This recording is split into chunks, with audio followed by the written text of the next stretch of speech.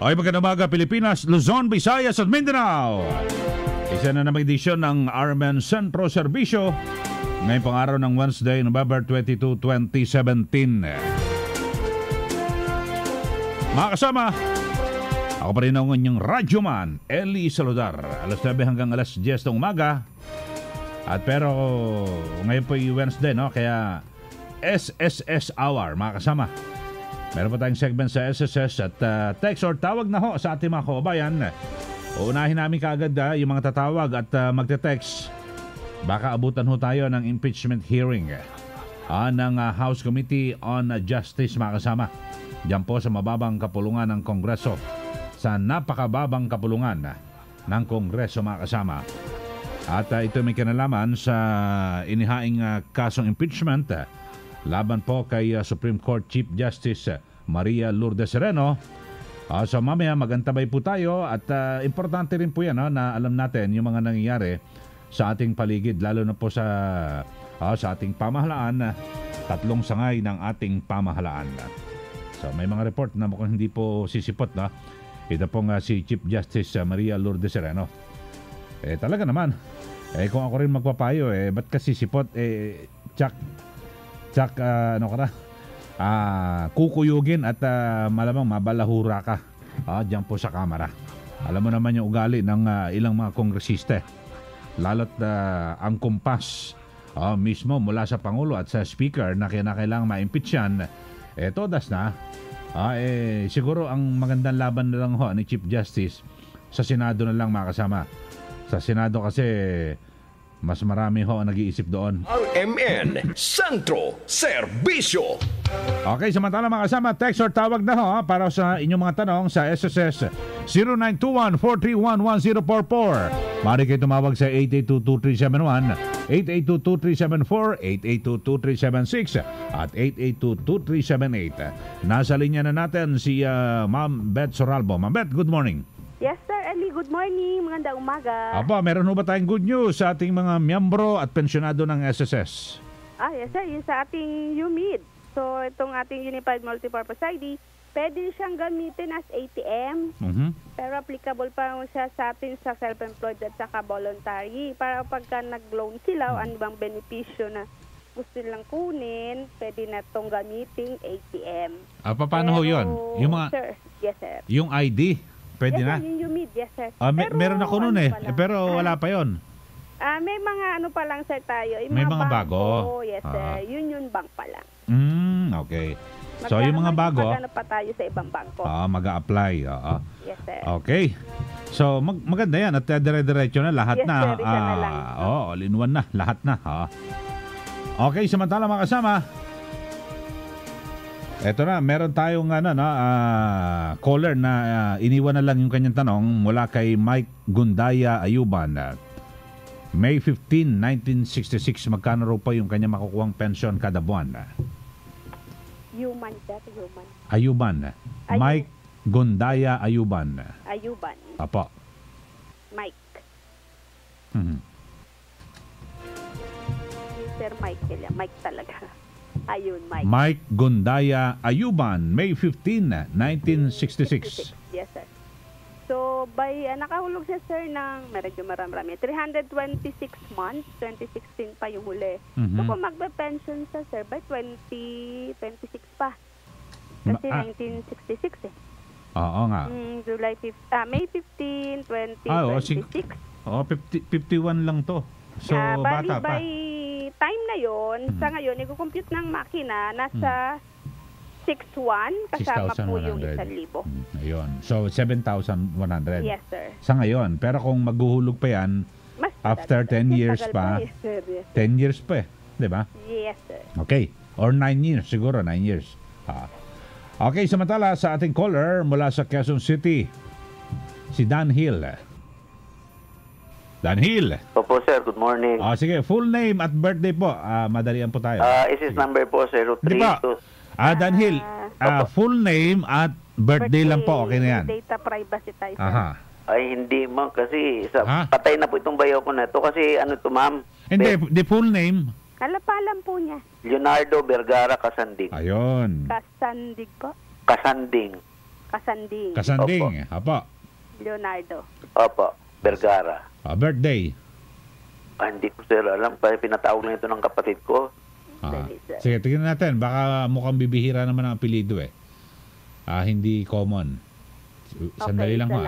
Okay. Alis sir, nagpe-pension na ito na... Opo ma'am, ito. Kasi ma'am, ang problema, 3 months na po itong walang laman yung kanyang pension sa PNB. Nagpunta po sa PNB last week, sabi ng PNB, sa SS daw may problema. Nanghihingi, sabi sa PNB, manghihingi kayo ng ebidensya, katunayan sa SSS, na nai-remit na dito yun sa PNB yung pera. Kasi nag-inquire po sila sa SSS, sa Caloocan, sabi, pwede nang kunin ito. Kasi naka-ATM po ito. Sabi naman ng PNB, wala.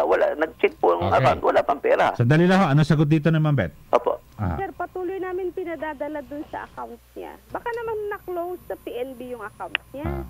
Kasi sa amin, dire-diretso. Wala naman daw problema sa SSS eh. Nasa computer na yung December.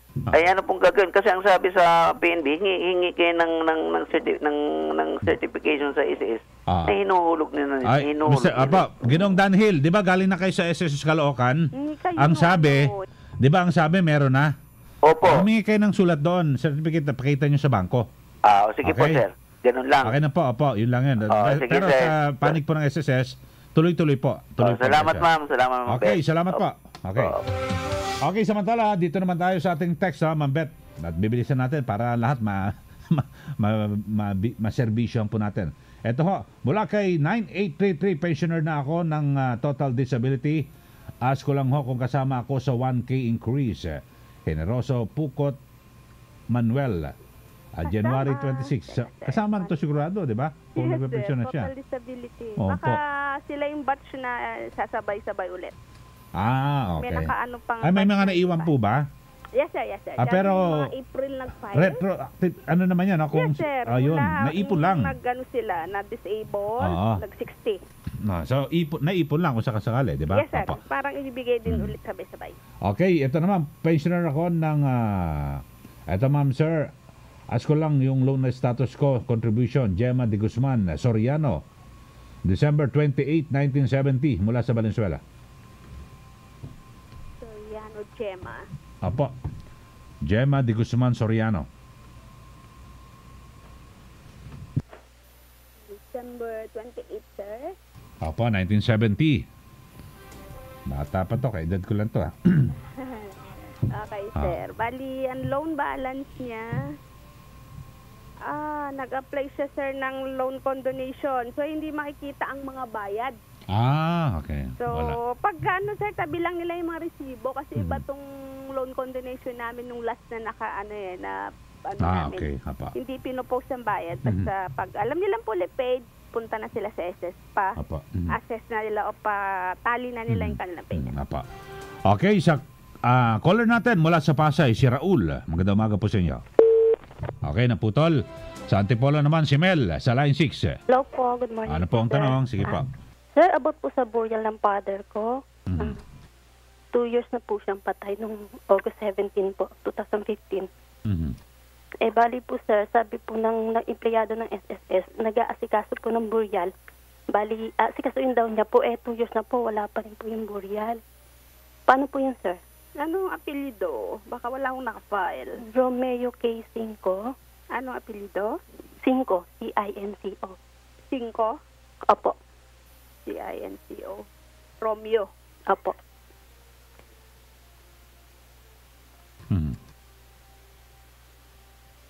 Anong birthday? February 12, 1949.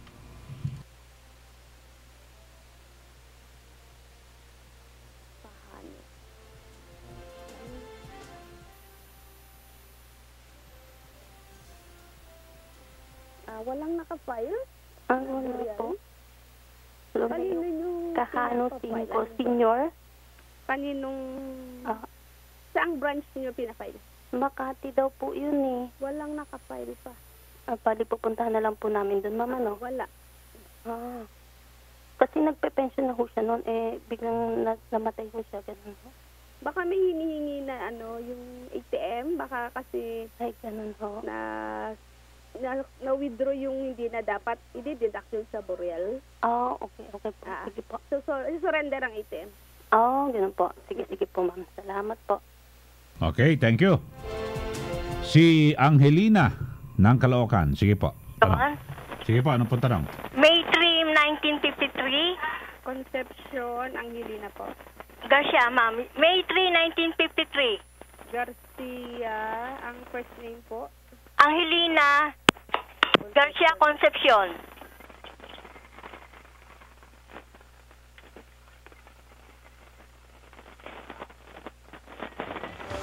Birthday po.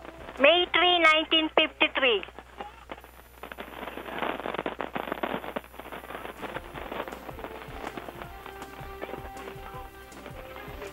Bakit wala po?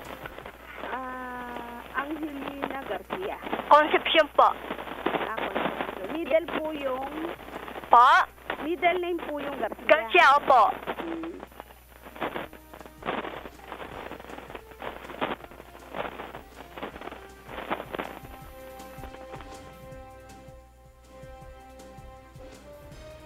Yung problema.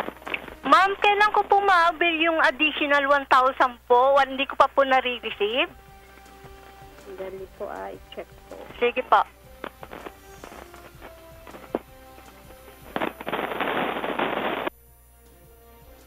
Na po namin, nung nag-start siya ng June? June? August po. August? Nung August meron na po? Apo, yung 1,000. Ayun po, August. Hanggang ngayon po. Lahat po yung Apo. hanggang January? Bali, ma'am, meron yata kayong loan. May loan kayong binibigay. Ang ano ko po sa January 2018, ang regular pension ko po. Kasi yung loan nyo, ma'am, yung additional 1,000, kinakain pa yun sa loan. So, medyo mapapaaga nga lang yung pagpe-pension. So, meron na po ako by June? August po. Ay, August. Sige po, ma'am. Pwede ko na po makuha yun. Tingnan nyo na po sa item. Sige po. Salamat po, ma'am. Apo. Thank you po. Okay, salamat po.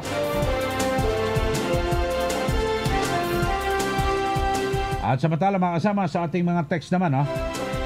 Ito ho, mula kay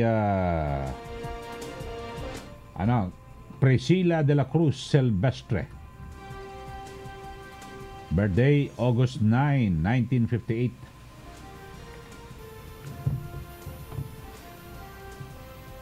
Silvestre. Yung pension, next year, 1958, so next year na rin magpe-pension na raw siya. Priscilla, sir, PRI or hindi. Priscilla. Priscilla. Priscilla de la Cruz Silvestre. Mukhang PR isa. Silvestre. Apo. Priscilla.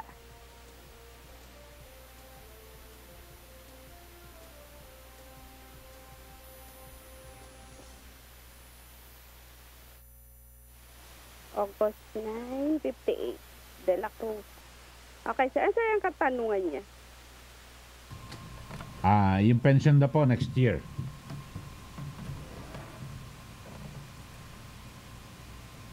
Estimated, sir, by August 8? August 9. Okay.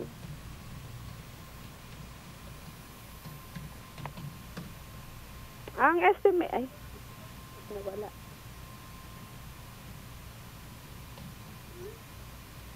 Ayaw ibigay yung computation, sir. Nag-e-error.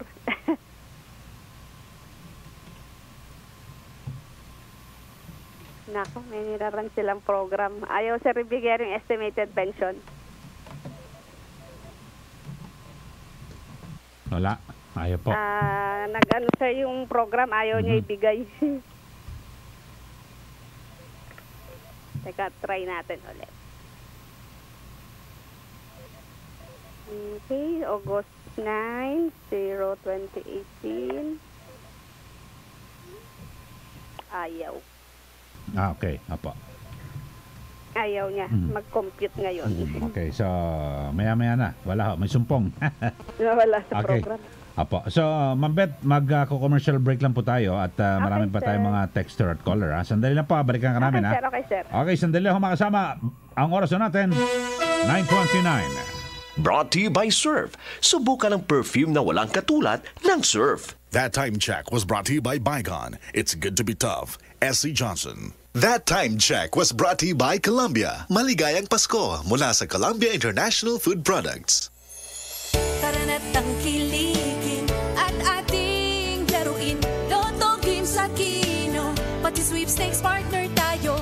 Scratch it din ng makakas-cash ng swerte at bagong small town lottery. Kaginhawahan, kinabukasan, lahat ng minimiti makakamtan sa PCSO. Good morning, girls! Jody Santa Maria po. Ready na magpiga ng labada? Huwag ma-stress, mga bes! Mag-Cala Detergent. May light and fresh fragrance that lasts all day. Para ang fresh mo, girl! Cala Detergent Floral Fresh.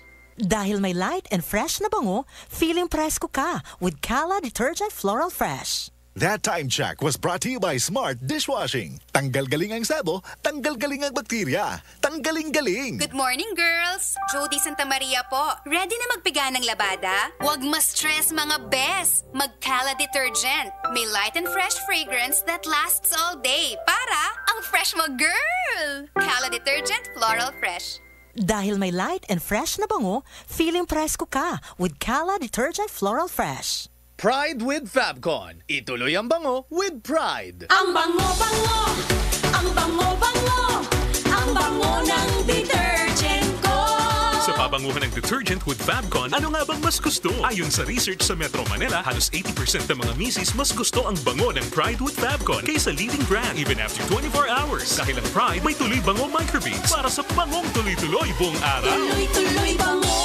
Kaya misis, tuloy na sa Pride with Fabric Conditioner. Tuloy-tuloy bango ng Pride with Fabcon ko.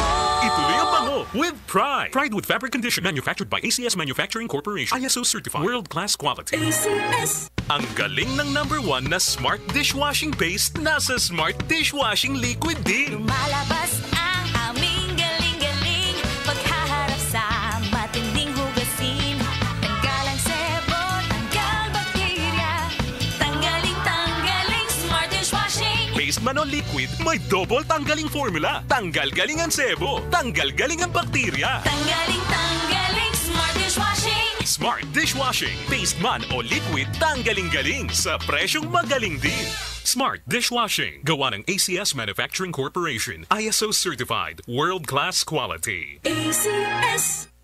Panatilihing masaya ang paglilibang. Ang paglalaro sa kasino ay para sa may edad 21 pataas lamang. Magtakda ng oras at limitahan ang gastos sa paglalaro. Huwag magsugal kung nalulungkot. Huwag hayaang makasira ng buhay at pamilya. Para sa impormasyon ukol sa responsible gaming, tumawag lamang sa hotline 521-0957 o bisitahin ang www.pagcor.ph/regulatory.php.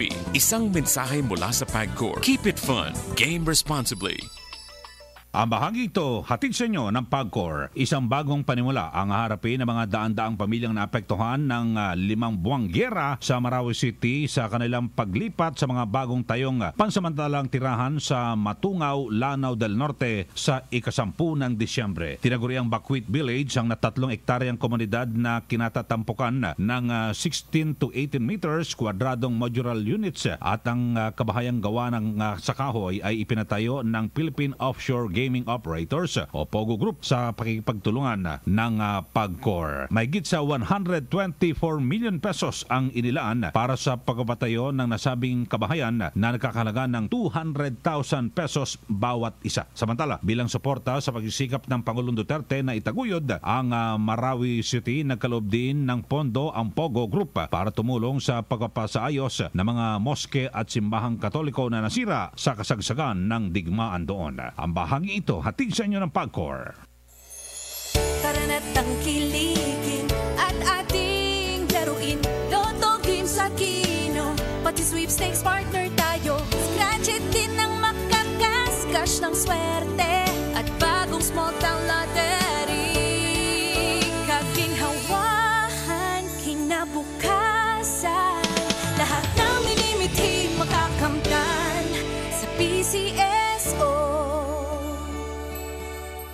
Sa pagsasahimpapawid ng ikawalong taon ng Radyo mo sa Nutrisyon, inilulunsat ang tema ng Nutrition Month ngayong Hulyo, Healthy Diet, Gawing Habit for Life. Para sa mga buntis, kailangan mo ng dagdag na sustansya kasama ang protina, iron, calcium, vitamin C at iodine at tubig. Kumain ng dagdag na masustansyang pagkain. Sa oras na si baby ay maisilang, 6 na buwang eksklusibong pagpapasuso ang sundin. Sundan ito ng masustansyang karagdagang pagkain mula 6 na buwan habang patuloy pa rin ang pagpapasuso hanggang sa edad na 2 taon o higit pa. Pinaalalahanan ang lahat na kumain ng iba't ibang pagkain araw-araw upang makuha ang iba't ibang sustansyang kailangan ng katawan. Hinay-hinay sa pagkain maalat, mamantika at matatamis. Go, Grow at Glow Foods. Ito ang dapat na laman ng pinggang Pinoy para kumpleto at balanse ang diet. 5 dulot ng gulay at prutas kada araw. Samahan din ng malinis na tubig. Healthy diet. Gawing habit for life. At para sa dagdag na kaalaman at masustansyang talakayan, ang pakikinig ng Radyo mo sa Nutrisyon Year 8 ay gawin ding habit para mas marami ang makaalam ng wastong nutrisyon. Ang Radyo mo sa Nutrisyon ay maririnig na sa 7 pang istasyon. Sa DYHP 612 RMN Cebu, sa DYHB 747 RMN Bacolod, sa DYKR 1161 RMN Calibo, sa DXDC 621 RMN Davao, DXBC 693 RMN Butuan, DXDR 981 RMN Dipolog at sa DXMB 648 RMN Malaybalay. Bilang pasasalamat sa patuloy ninyong pagtangkilik, ang maswerteng mananalo ng tig 200 pisong cellphone load sa Text Question of the Week contest kung dati 10. Ngayon, 1 dosena na, 1 taon na malusog na talakayan ang muli nating pagsasaluhan tuwing Sabado, alas 12:30 ng tanghali. Dito lang sa Radyo mo sa Nutrisyon, Year 8. Patuloy ninyong mapapakinggan ang inyong paboritong host, ang Nina ng Nutrisyon, si Assistant Secretary of Health, Bernie Flores, at Rod Marcelino, hatid sa inyo ng National Nutrition Council. Radyo mo sa Nutrisyon, kabalikan niyo sa kinabukasan, mula sa National Nutrition Council. Tamang impormasyon. DZXL 558 RMN Manila Extra Large sa serbisyo publiko. Eli Saludar RMN Sentro Serbisyo. Oras na natin mga kasama, 9:36 at bago tayo magpatuloy sa ating segment sa SSS, sandali lang ho mga kasama, alamin nga natin sitwasyon dyan po sa napakababa, sa mababang kapulungan ng Kongreso. Kaugnay pa rin ng impeachment hearing ng House Committee on Justice kay Supreme Court Chief Justice Maria Lourdes Sereno. Naroon po ang ating radyoman, Conde Bata. Conde. Kasamang Eli, hinahantay na nga lamang ngayong mga oras na ito itong pagpasok ni Justice Committee Chairman Reynaldo Umali para masimulan na nga itong pagdinig sa pagdetermina ng probable cause sa impeachment case nitong si Supreme Court Chief Justice Maria Lourdes Sereno. At kahapon nga ay nagpaabot ito na hindi siya makakadalo dito sa pagdinig at sa halip ay nagbigay ito ng biham at kalakip ang special power of attorney para bigyang kapangyarihan at katawanin niya yung 11 abogado na kanyang ipinadala ngayon. Yung banta naman ni Speaker Alvarez na hindi pa papasukin itong mga abogado kapag wala itong si Sereno, ito naman po ay hindi nangyari. Nasa loob naman po ng Justice Committee ngayon ang 11 abogado sa pangunguna ni Attorney Alexander Poblador, pero sila'y nakaupo lamang sa likod ng mga mismong mga resource person, and at the same time kasamang Eli, hindi sila basta papayagan na makapagtanong, pero ito'y dedesisyonan mamaya itong request niya na nauna nitong si Chief Justice Sereno kung papayagan bang makapagtanong. Yes. Konde, kasi sa panahon noon kay dating Ombudsman Mercedes Gutierrez, pinayagang makapagtanong yung mga abogado. So alamin natin diyan kung ano magiging botohan. Yes, mamaya pagbobotohan niya at dinikit nga ng kampo nitong si Chief Justice Sereno yung right to counsel ng kanilang kliyente. And at the same time, itong mga inimbitahan kasamang Eli, wala pang, kanina nakausap namin ito si Attorney Larry Gadon, wala pa siyang testigong ihaharap pa mismo. Pero may mga nakalista siya, may binigay siyang documents namin kung saan nakalista dito yung 4 grounds niya na reklamo, yung betrayal of public trust, culpable violation of the Constitution, graft and corruption and other high crimes, at pinagbasehan yung 27 allegation at yung mga kabilang sa possible resource person na kanyang naimbitahan dito sa Justice Committee ay sina Supreme Court Associate Justice Teresita Leonardo de Castro. Ito'y ilan lamang sa mga nakuha natin pangalan sa hindi nakasamang Eli. Andyan dito sa Sandigan Bayan Justice Geraldine Kate Econg, si Supreme Court Chief P.I. Ocho Dote, Justice Secretary Vitaliano Aguirre, Supreme Court Associate Justice Joel Tiham, Supreme Court Associate Justice Francis Harbelesa, Retired Supreme Court Associate Justice Arturo Brion, at JBC member Jose Leia. At ito na kasamang Eli, pagsisimula na itong nasabing pagdinig kung saan nga didinggin ngayon itong probable cause. Sige, mamaya siguro. At nasa loob na itong si Congressman Umali. Okay, maya pa naman dahil sa may mga panimula pang mga ano yan Oo, maglalatag pa naman ng mga rules. At so mamaya kasamang Eri, babalik tayo para sa ilang pang update at yung pagsisimula. Yes, kasamang Eri. Sumenyas ka lang kaagad at kung talaga magsisimula na yung mismong hearing, balikan ka namin Okay. Okay, yan muna nga pala pa rin dito sa camera. Radyoman Conde Batak ng DZXL 558 Tatak RMN. DZXL Report. Alam mo naman, pag mga ganyan mga kasama, naku, ang dami pa mga pasakali dyan mga kasama. At may mga kung ano-ano motion, point of order, kung ano-ano. Sandali lang pero mamaya bibigay natin yung iba pang mga kaganapan dyan po sa mababang kapulungan ng Kongreso mga kasama. RMN Sentro Serbisyo. At samantala tuloy tayo sa ating Sentro Serbisyo Public Service. Balikan natin si Ma'am Bet Soralbo. Ma'am Bet, balik po tayo. Yes sir, good morning. Okay, good morning. Ito naman si Elizabeth ng Pampanga, ating caller. Magandang umaga po sa inyo. Ano pong tanong? Nawala si Line 6. Dito naman sa ating Facebook Live, may tanong si Tino Molina. Tanong ko, ang SSS kung tapos na po ang quarters, quarters ko. My name is Faustino B. Molina. October 7, 1965. Ano ibig sabihin ng quarters? 65, October 7. October 7, 1965. Okay. Ano kayang quarter? Baka loan? Siguro, i-check nyo lang po yung kanyang hindi ko maintindihan. Ang quarters siguro, baka tapos na yung kanyang loan o ano. Sir, ang laki ng loan niya, 68,000. 68. Kailan ba ito mag-retire? 2025. 1965 sa pinanganak matagal pa. Tapos kulang pa ang hulog 11 years sir pa. ng 8 months. Ayun, siguro. 112 pa lang. Okay, Tino, yan sagot na ng SSS. At hindi malinaw kasi yung tanong Okay, pero siguro okay na. Pero malaki pang utang mo, 68,000. Pwede pa naman, may 11 years pa siya, no? Yes. Pwede pa. Okay, si Medina ng Las Piñas sa ating caller. Good morning po. Yes, hello, good morning. Sige po, ano pong tanong? Kasi po, na-release na po yung cheque ng asawa ko. Nung pa pong October 12. Ang problema, nagkamali po ng address. So, napunta po ng Cavite. Pinuntahan po namin ng Cavite. Tapos balik na naman kami dito sa Ayala, Alabang. Ang sabi po, sa Silang Cavite. Pinuntahan po namin kahapon. Ang sabi naman po ng Silang Cavite ay naibalik na sa Maine.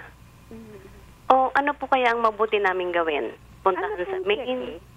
Ilang days po kaya yon bago makarating? October lang, ma'am. So ano ma'am, check loan o... death claim po. Ni Purificación Mendoza. Ano po yung lampa? February 3, 1943. Ano pong apelyido? Mendoza. Purificación. Ito po yung namatay? Opo.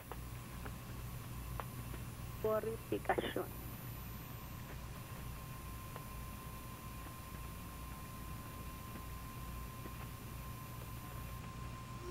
Ang birthday po niya, Birthday po. Birthday, ma'am. Birthday, Birthday, February apa. 3,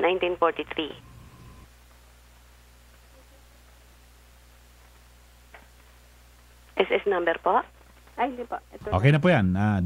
Birthday lang. Okay na. February 2 kasi yung nakaano sa kanya. February po. Apo. So, ma'am, pwede nyo kunin dito sa main. Ang nakapangalan sa cheque, yung... Alfredo. Saka si Roberto. Yung kay Roberto po, nakuha. Tama yung address eh. Nagkamali po dun sa kay Alfredo. Okay, okay.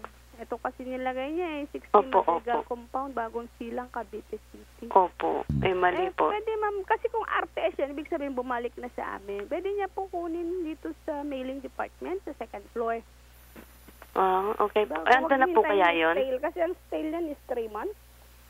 Apo. Sa second floor po, mailing department. Second floor. Return to sender na po. Pag ibig sabihin bumalik na. Opo. Okay. Salamat po. Apo, salamat. Maraming salamat. Ito naman sa ating texter mula kay Emmanuel Betus Ramos. Emmanuel Betus Ramos, March 22, 1955. Tinatanong kung pwede ako nang mag-loan sa SSS for 12 month deductible to my monthly pension. Gagamitin ko sa negosyo. Pwede ba 'yon? Pensionado na tapos maglo-loan? Hindi kasi namin pinapaloan ang retirement. Ang bangko lang na pwede paano kung naka-PNB siya. Check ko na lang sir kung naka-PNB. Pag Sige PNB pa. kasi pwede niya i-loan. Pag sa PNB. Yes sir, March 22. 1955. Pensionado na po ito. Check ko kung PNB sir. Ay, land bank. Hindi kasi nag-o-offer ang land bank. Depende sa bangko. Yes sir. So, Mang Manuel, ipat ho kayo sa PNB. Para may loan niya. May loan nyo. So, depende pala sa bangko. Apa. PNB ho kayo. Land bank, haba lagi ng pila dyan.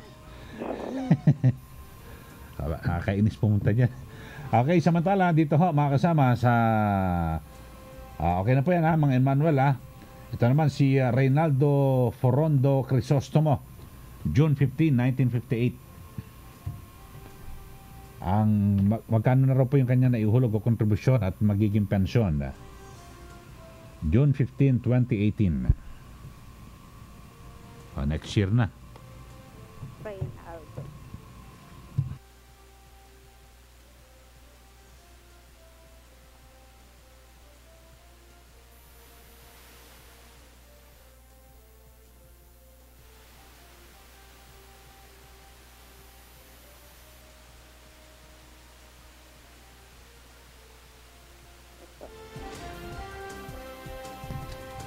Check ko sir kung pwede na mag-compute kayo na ayaw eh. June 15, 2018. Pwede na. Pakasama yung 1,000, nasa 7,700. Estimated pension. Okay. Nakahulog na siya ng 287 months. Apo. Okay. Ito naman, caller natin mula sa Valenzuela, si Vicente. Magandang umaga po sa inyo. Hello po sir. Sige po, anong tanong? Good morning po. Sir, yung tanong ko lang tungkol sa sa ICS ko kasi nagbayad na po ako ng full payment ko po. Nag-appeal kasi ako po ng restructuring program. Doon na po ako nagbayad kasi sa Baliwan, sa Parañaque, sa amin. So, ang nagtanong ako nung last time, sabi daw may balance pa daw ako ng 18 pesos pero full payment na po ako sir eh. Under po ng condonation? Opo ma'am. Kasi ma'am. Saan kayo nagtanong ng balance sa SSS? Doon ma'am sa Baliwan, doon sa may Pure Gold. Okay. Pina-reconcile niyo yung mga resibo niyo? Ma'am? Pina-reconcile niyo resibo? Yes po. Bago kasi ako nagbayad doon kasi doon sa baba lang kasi bayaran ng sa LBC po ako nagbabayad. Okay. Pero kung 18 pesos baka may nalilate kayong bayad. Opo. Yun, babayaran nyo lang sa 18 pesos. Ma'am, wala. Kasi lalaki na naman yan. Oo, nag-delete kasi ako ma'am ng 3 months kasi hindi ko kasi na-monitor kasi gwardiya po ako. Nga pa. Oo, hindi ko kasi na-monitor yung payment ko. Nagulat lang ako. Sabi pa tala. Nag-lapse ako ng 3 months. Tinanong ko dun sa babae. Hindi ko lang nakuha po ang pangalan. sabi niya, sir, mayroon ka pa ba balance na 18 pesos? Ma'am, tanong ko lang, wala namang problema po yun, ma'am. Kasi wala na po. Bayaran nyo na lang, sir, para hindi naman po yung mababalik sa dati kung na, ma'am. Hindi, kung 18 pesos na lang naman di yun na lang ang balance. Kasi sir, hindi nakikita sa computer pag condonation Opo. Sila lang ang mag-recompute. Oo, kasi nung time kasi umuwi pa ako ng bahay, kumuha po ako ng receipt ng full payment ko kasi 9,500 something lang. Sige po, Mang Vicente. Okay na po yan, ha? Salamat, sir. Salamat po. Okay, so Ma'am Beth, wala na pa tayong oras at papasok na rin yung yung impeachment hearing. Yes, sir. Papasok na yung Sarswell. Ano ba? Hindi, sige. Diyan po sa napakababang kapulungan. Okay, Ma'am Beth, salamat po sa inyong oras, ha? Thank you, sir. Hanggang sa susunod na Wednesday, okay? Okay, sir. Thank you, sir. Salamat po. Ay, pasensya na rin po sa ating mga texter at kulang po tayo sa oras. 10 minutes na lang po bago sumapit ang alas 10 ng umaga. So, maya-maya, papasok na rin po yung hearing. Sandali lang ho, mga kasama. Paalala muna ang oras, 9:50. Good morning, girls! Jody Santa Maria po. Ready na magpiga ng labada? Huwag ma-stress, mga bes! Mag-Cala Detergent. May light and fresh fragrance that lasts all day. Para ang fresh mo, girl! Cala Detergent Floral Fresh. Dahil may light and fresh na bango, feeling presko ka with Cala Detergent Floral Fresh. Kamot na kamot kaya hatid ay ginhawa. DGP, tagapagpagaling ng Pilipinas. Generics Pharmacy, tagapag-alaga ng may sakit. DGP, tagapaggamot ng lahat. DGP, magtiwala dyan sa tapat. DGP, tagapagpagaling ng Pilipinas. Good morning, girls! Jody Santa Maria po. Ready na magpiga ng labada? Huwag ma-stress, mga bes! Mag-Cala Detergent. May light and fresh fragrance that lasts all day. Para ang fresh mo, girl! Cala Detergent Floral Fresh. Dahil may light and fresh na bango, feeling presko ka with Cala Detergent Floral Fresh. White Rose Kojic Whitening Soap. Dermatologist tested, your Kojic wish come true. Don't you wish the regular Kojic soap you use gave you more? When there's a wish your heart believes. Ang wish mo, nandito na.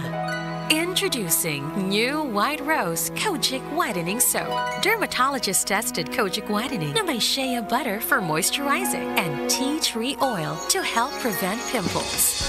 Para sa Kojic na puti at Kojic na kinis. New White Rose. Your Kojic wish come true. Suggested retail price 25 pesos for 60 grams. White Rose Kojic Whitening Soap. Manufactured by ACS Manufacturing Corporation. ISO certified world-class quality. ACS. Ang galing ng #1 Smart Dishwashing Paste, nasa Smart Dishwashing Liquid din. Tanggaling-galing sa presyong magaling din. May tanong kami sa mga misis. Mas importante ba ang paramihan ng hinugasang plato o ang tunay na kalinisan nito? Hoy, misis! Kahit milya-milyang plato ang kaya ng dishwashing liquid mo, sa kaunting patak na hinalo sa tubig, sigurado ka bang tanggal ang sebo at bakterya? Hoy, misis! Dapat magpaka-smart tayo. Sa Smart Dishwashing, tanggal ang sebo, tanggal ang bakterya. Tanggaling-galing! Kaya misis, magpakatotoo. Mag-Smart Dishwashing tayo. Smart Dishwashing. Manufactured by ACS Manufacturing Corporation. ISO certified. World-class quality. ACS. With champion energy, nutrients from Milo, Protamol, B-complex, and iron for my day. Hey, hey, get started the champion way. Get Champ Energy, energy now. Champion Energy, drink Milo every day. Milo every day. 3 balanced beans for Champion Energy, drink Milo. Get Champion Energy Nutrients with Milo so you can start the day the champion way. Ikaw ba ay OFW o kapamilya ng isang OFW na nais magkaroon ng kaalaman sa pagnenegosyo at kung paano palalaguin ang inyong kinita sa abroad? Punta na sa ikapito na OFW and Family Summit ng Pilyar Sipag o Social Institute for Poverty Alleviation and Governance sa Nobyembre 22, Miyerkules sa World Trade Center, Pasay City, mula alas 7 ng umaga hanggang alas 4 ng hapon. Makinig sa kwento ng tagumpay ng mga kababayan nating entrepreneur at magkaroon ng pagkakataong manalo ng mga pangkabuhayan showcase at house and lot mula sa Camellia Homes. Upang makasali sa raffle, magdala o magsumite ng kopya ng passport ng kapamilyang OFW, proof of remittances, Seaman's Book, job contract at iba pa. Libre ang entrance fee. Magrehistro online sa www.ofw summit2017.villarsipag.org o tumawag sa 551-1871 para sa ibang katanungan. Kita-kits! DZXL 558 RMN Manila Extra Large sa serbisyo publiko. Eli Saludar RMN Sentro Serbisyo.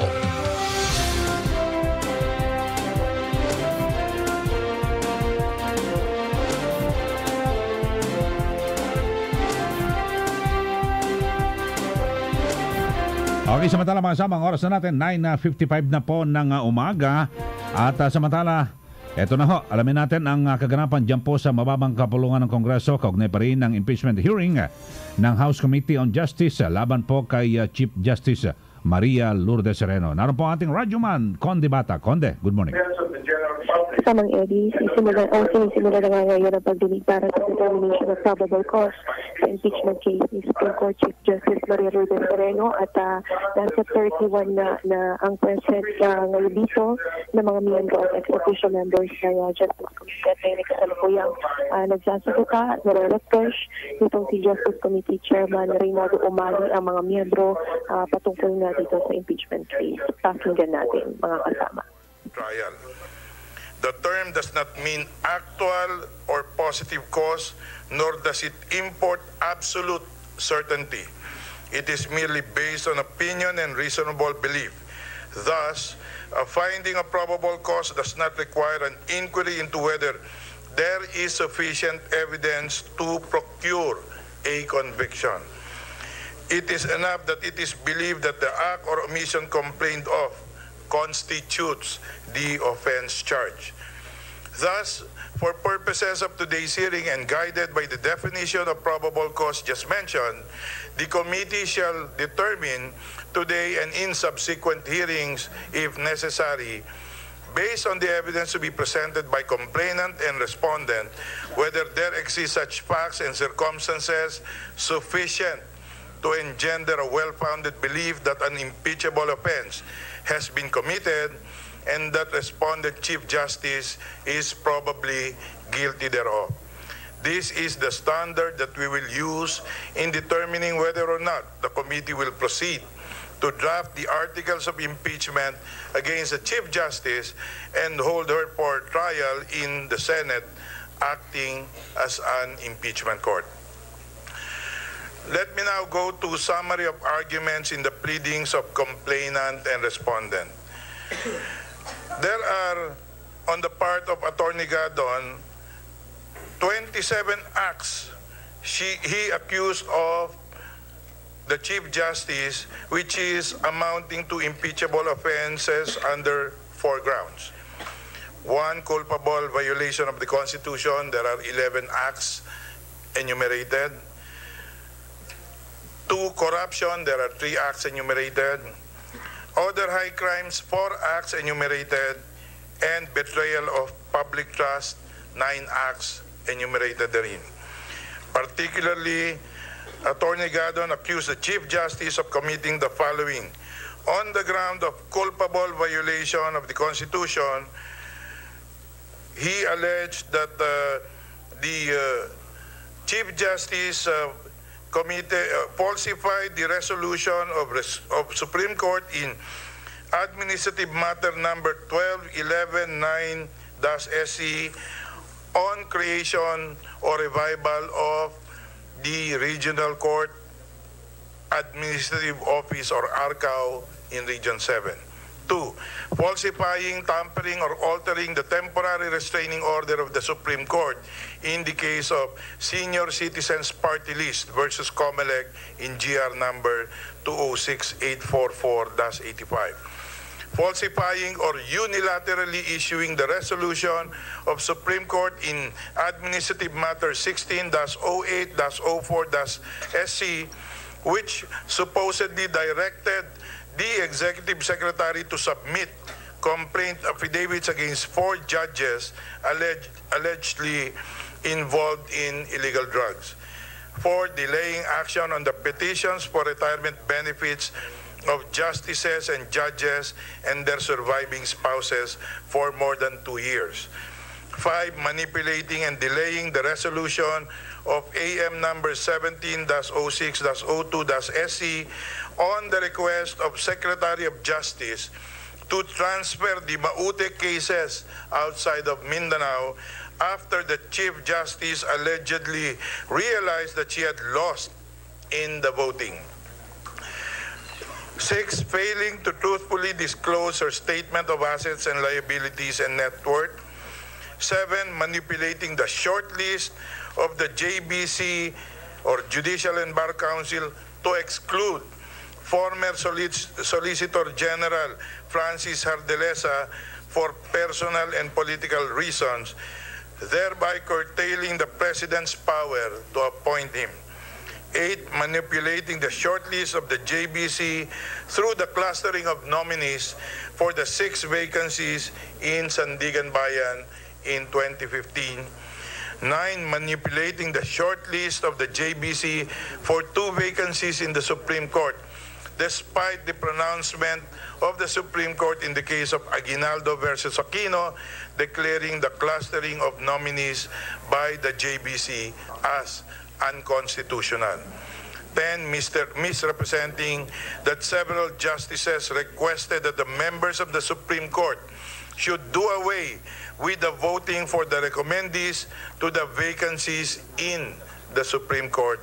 And 11, manipulating the JBC, including 4 regular members of the JBC, effectively destroying the JBC as a constitutional body. On the second ground of corruption, Attorney Gadon alleged that the following: using public funds to finance her extravagant and lavish lifestyle by ordering the purchase of a brand new luxurious 2017 Toyota Land Cruiser amounting to more than 5 million pesos. 2, using public funds to stay in opulent hotels when attending conferences in the Philippines and abroad, and flying in business class or first class together with her staff and security. And 3, using public funds to unnecessarily bring a huge entourage of lawyers in her foreign trips. On the third ground of other high crimes, the following were the acts alleged: obstructing justice by ordering the judges in Muntinlupa, RTC, not to issue warrants of arrest against Senator Laila M. De Lima. 2, obstructing justice by meeting the presiding justice and associate justices of the Court of Appeals and instructing them not to comply with the show cause order of the House of Representatives and to immediately file a petition for prohibition before the Supreme Court. 3, failure to report inhersalen and tax returns and to pay the appropriate taxes from her attorney's fees she received as counsel in the Piatco case. And 4, embellishing her personal data sheet in her application to the judiciary by overstating her credentials. On the fourth ground of betrayal of public trust, the following were alleged: hiring IT consultants with excessive compensation without public bidding. 2, sending an inappropriate and strongly worded letter reply to the President regarding the judges linked to drug lords. 3, preventing justices of the Court of Appeals from making a courtesy call to the President. 4, attacking the imposition of martial law during a speech while the issue is still pending before the Supreme Court, and later continuing to participate in the court's deliberation on the same issue. 5, issuing a statement with the presiding justice of the Court of Appeals on an issue pending with the CA or Court of Appeals, which could still be appealed to the Supreme Court, where the Chief Justice will also participate. 6, practicing favoritism by allowing key positions in Supreme Court to remain unfilled in order to wait for her staff to qualify, to the detriment of the service and demoralization of qualified employees. 7, appointing a key official without authority or approval of the Supreme Court and bank. 8, granting newly hired staff foreign travel and travel allowances without authority or approval of the Supreme Court and bank. 9, usurping the mandate and powers of Supreme Court and bank, arrogating unto herself the administrative management of the Supreme Court and the judiciary, thereby destroying the Supreme Court as a collegial body.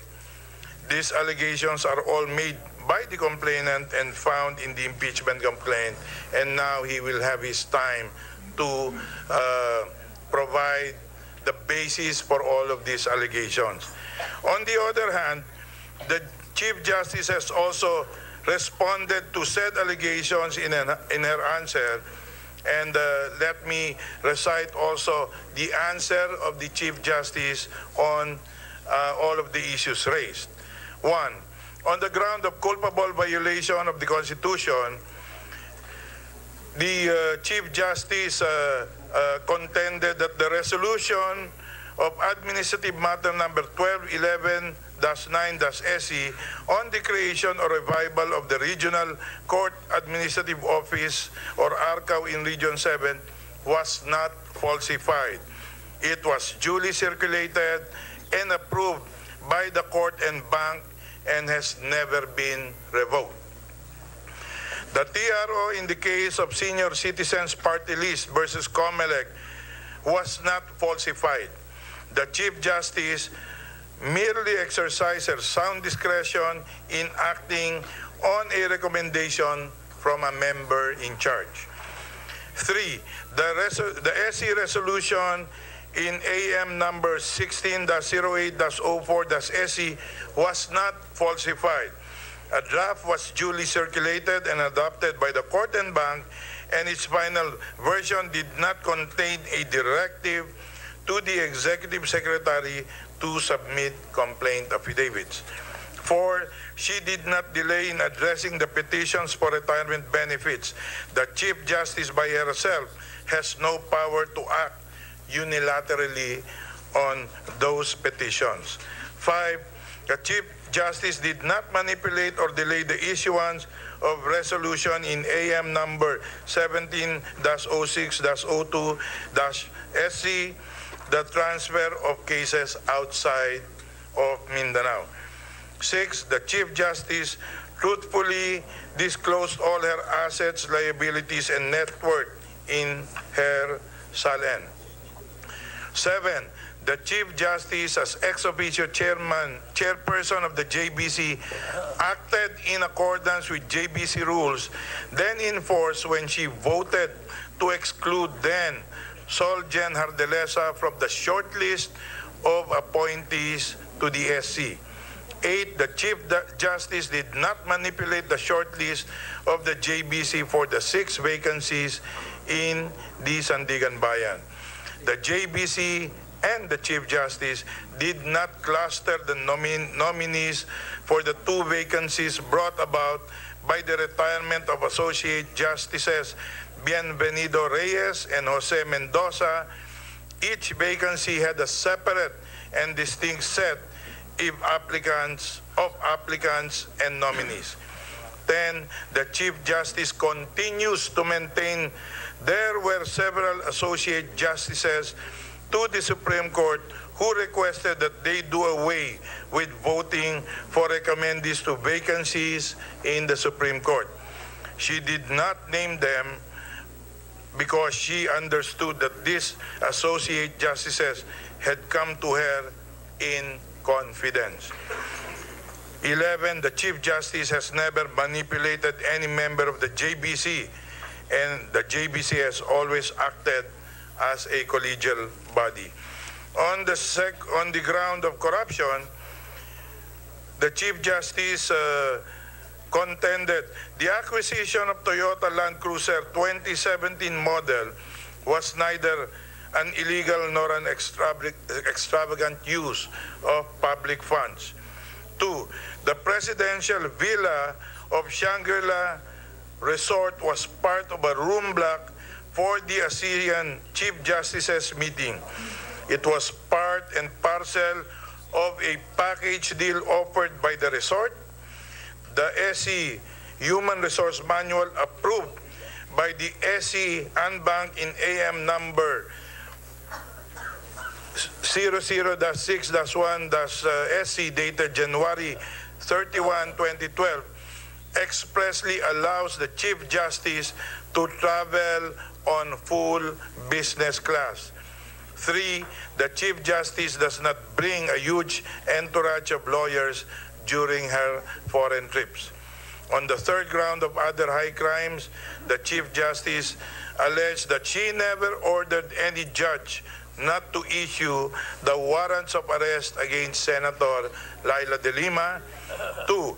The Chief Justice did not instruct the presiding justice and associate justices of the Court of Appeals not to comply with and question the processes of the House of Representatives.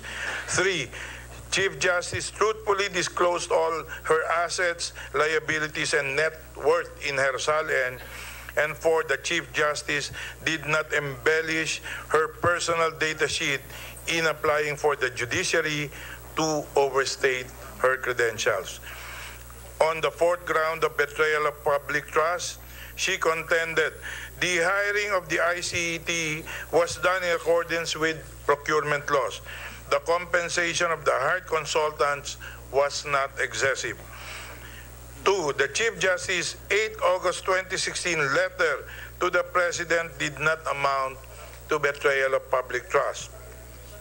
3. The Chief Justice already reminded the justices of the Court of Appeals about the canon of independence. In doing so, Chief Justice did not betray public trust. 4. The Chief Justice did not attack the imposition of martial law in her commencement address at the Ateneo de Manila University. At the time, the imposition of martial law had not yet been questioned before the Supreme Court. 5. The Chief Justice did not betray public trust when she, together with then Court of Appeals presiding Justice Andres B. Reyes Jr., signed a joint statement on the House of Representatives show cause order against the 3 CA justices in CAGR SP number 151029. 6. The matter of certain unfilled positions is subject of AM number 17-07-05 SC, which is pending before the SCN Bank. The SCN Bank should be allowed to resolve this internal matter. In any event, the issue in filling up certain vacancies in the SC was occasioned by the need to develop and implement a holistic reorganization plan for the entire judiciary. 7. The matter on the appointment of the Chief of Office of the Philippine Mediation Center Office is also subject of AM number 17-07-05-SC, which is presently pending before the Anbank. The Anbank should be allowed to resolve this internal court matter. In any event, the appointment of said official was in accordance with applicable rules. 8. The matter of foreign travel of court personnel on official time or official business is likewise subject of AM number 17-07-05-SC, which is presently pending before the SC Anbank. The Anbank should be allowed to resolve this internal matter. In any event, foreign travels and related travel expenses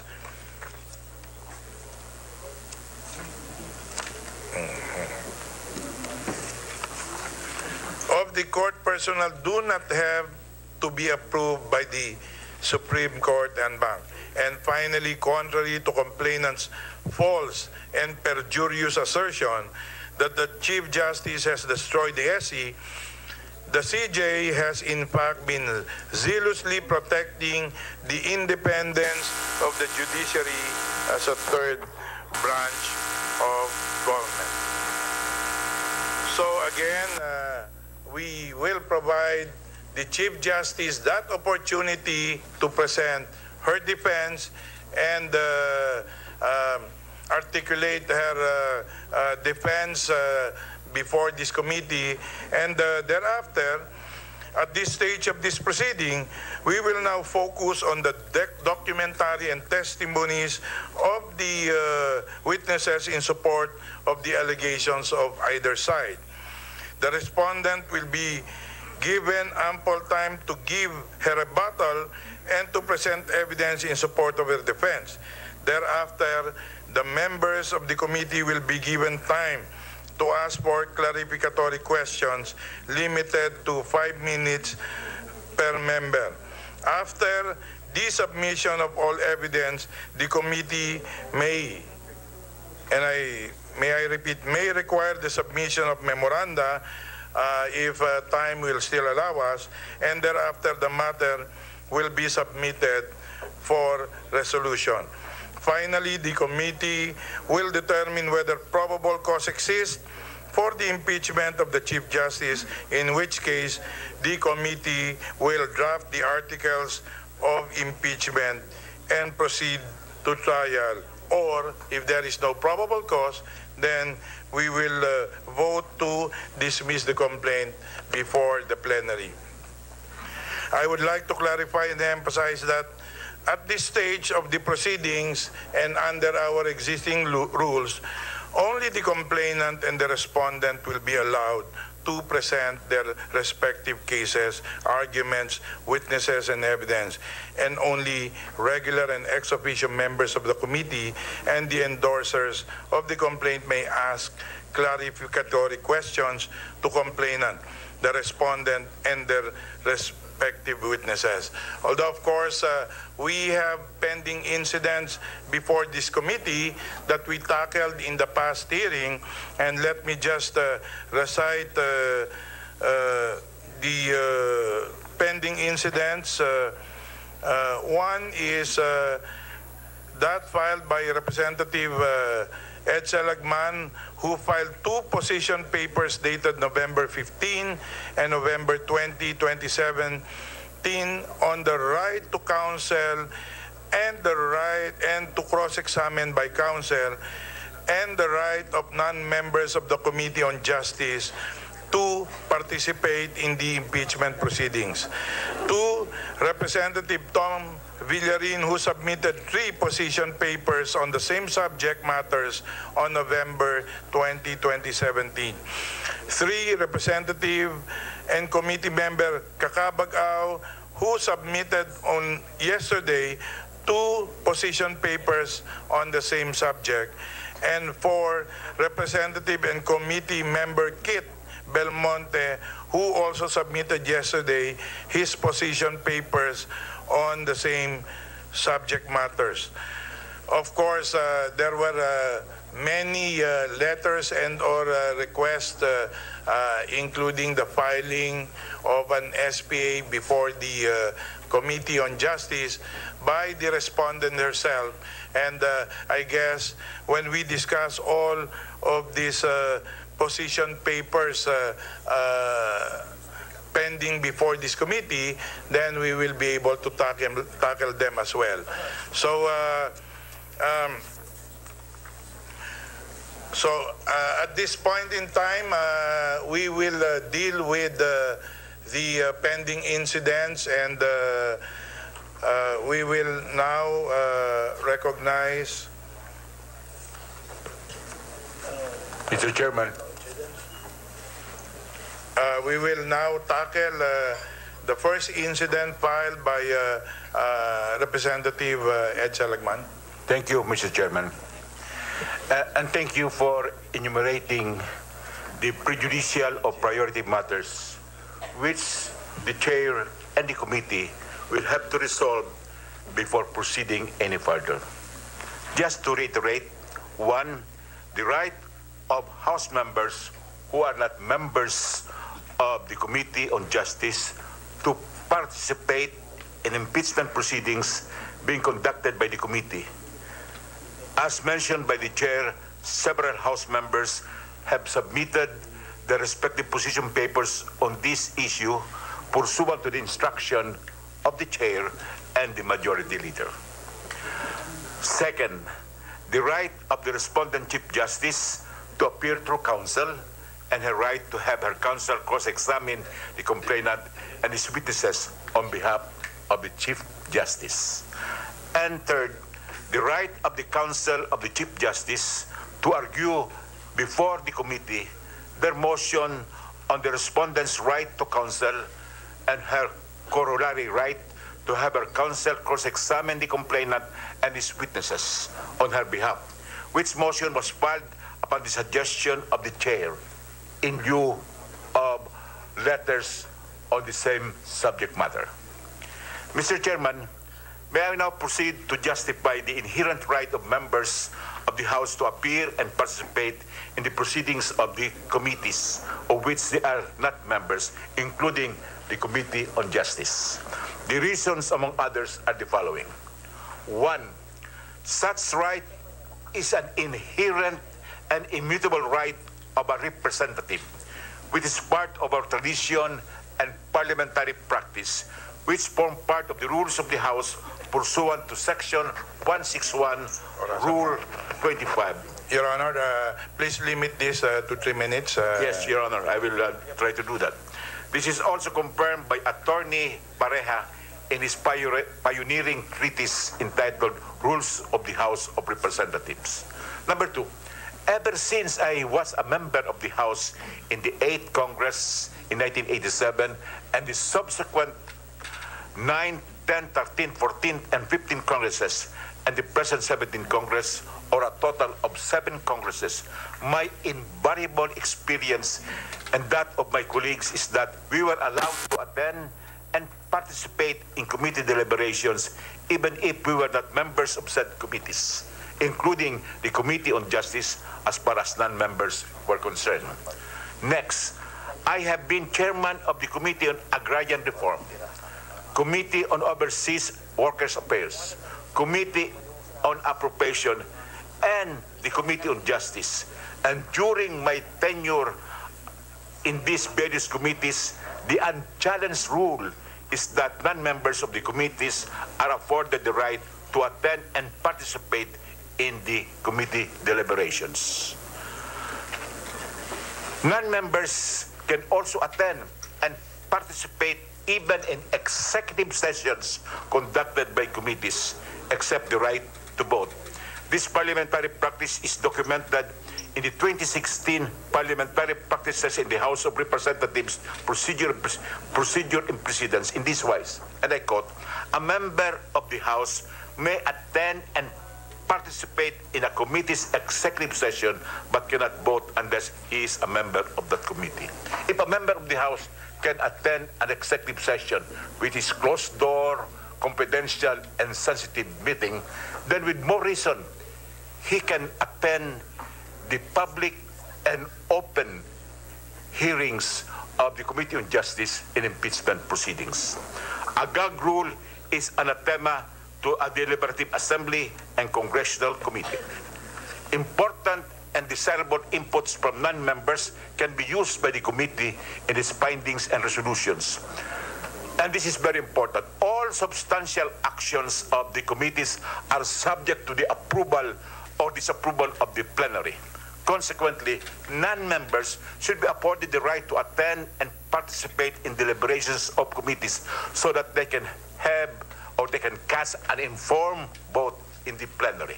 For example, the resolution of the Committee on Justice to dismiss an impeachment complaint or file the articles of impeachment is subject respectively to the rejection or approval of at least 1/3 of the members of the House in plenary.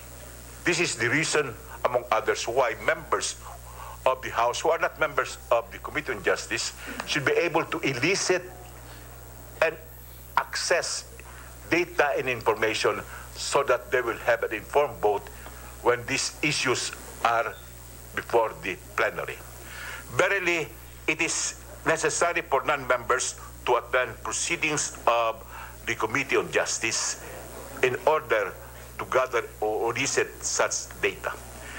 The constitutional right of the people to information is exercised directly or by representation. Members of the House have the obligation to gather information on behalf of their constituents, for which reason they are entitled to attend and participate in all proceedings of the committees. Please wind up, Your Honor. I'll be winding up, Your Honor. The House rules do not prohibit the attendance and participation of House members in the proceedings of committees of which they are not members. Settled is the doctrine that what is not prohibited is allowed. This was underscored by the Supreme Court in the 1934 case of Manila Electric Company versus Public Service Commission, and this decision was reiterated in the very recent ruling in this year in the Knights of Rizal versus DMCI, the Boto Bomber case, wherein the Supreme Court held that there is no law prohibiting the construction of Torre de Manila, and consequently it must be allowed under the doctrine that what is not prescribed is allowed. The Supreme Court also said that this principle is a protection of the minority against the majority. Verily, Mr. Chairman, continuing and respecting the unbroken tradition of affording non-members of the Committee on Justice to participate in the impeachment proceedings does not only uphold the inherent right of a representative, but it is a protection of the minority against the importuning of the supermajority in the House. Thank you for this opportunity, Mr. Chairman. Thank you, Your Honor. We now recognize the Majority Leader to respond to this particular issue. Thank you, Mr. Chairman. I've responded to that already in the previous hearing extensively. But for the benefit of my esteemed colleague, members have the right to attend all committee hearings and even participate in certain committee hearings. But this is a constitutional committee. We are not holding ordinary meetings here. The Constitution has tasked the Committee on Justice as the only committee that can hear impeachment cases. Certainly, you are free to attend.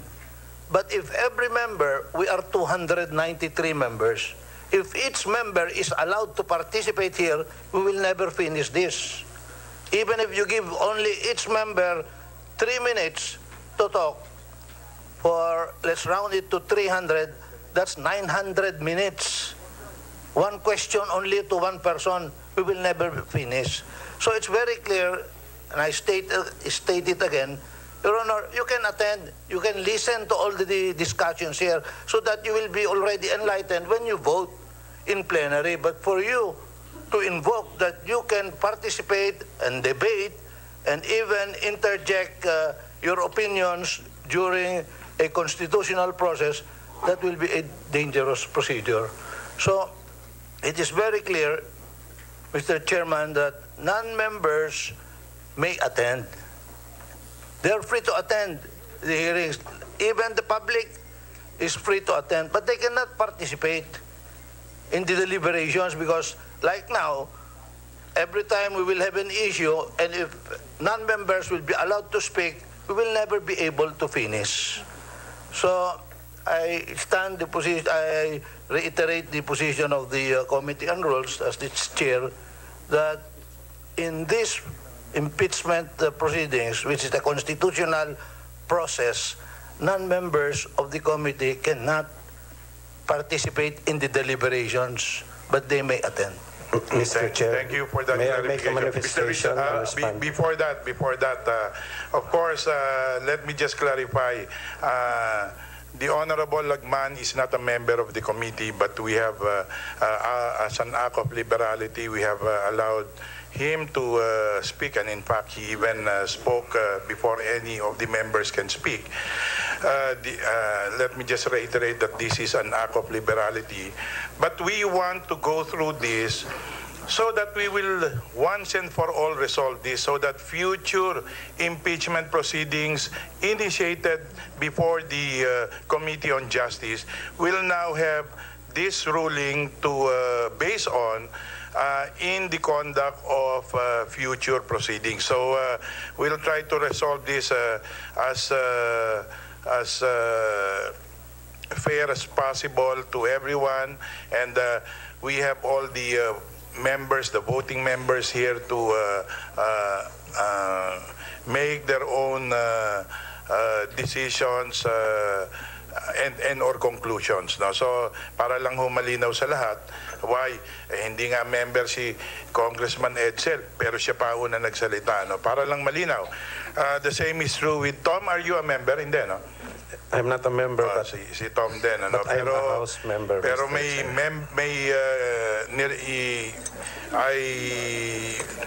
we noted also that he is one of those who submitted actually 3 position papers. So yes, can I make that manifestation, Mr. Chair, with regards to my position papers? Before that, ano, ayun, merong response si Majority Leader doon. Just a brief rejoin. This is exactly my point. We are meeting here as a Committee on Justice, but if non-members will be here and then they will speak, even ahead of members, then the committee will not be able to function anymore. If every member of the House will be allowed to come and speak here, you can observe, you can participate, but you cannot speak even ahead of members. Let the committee do its job. Your Honors, that's just how we function.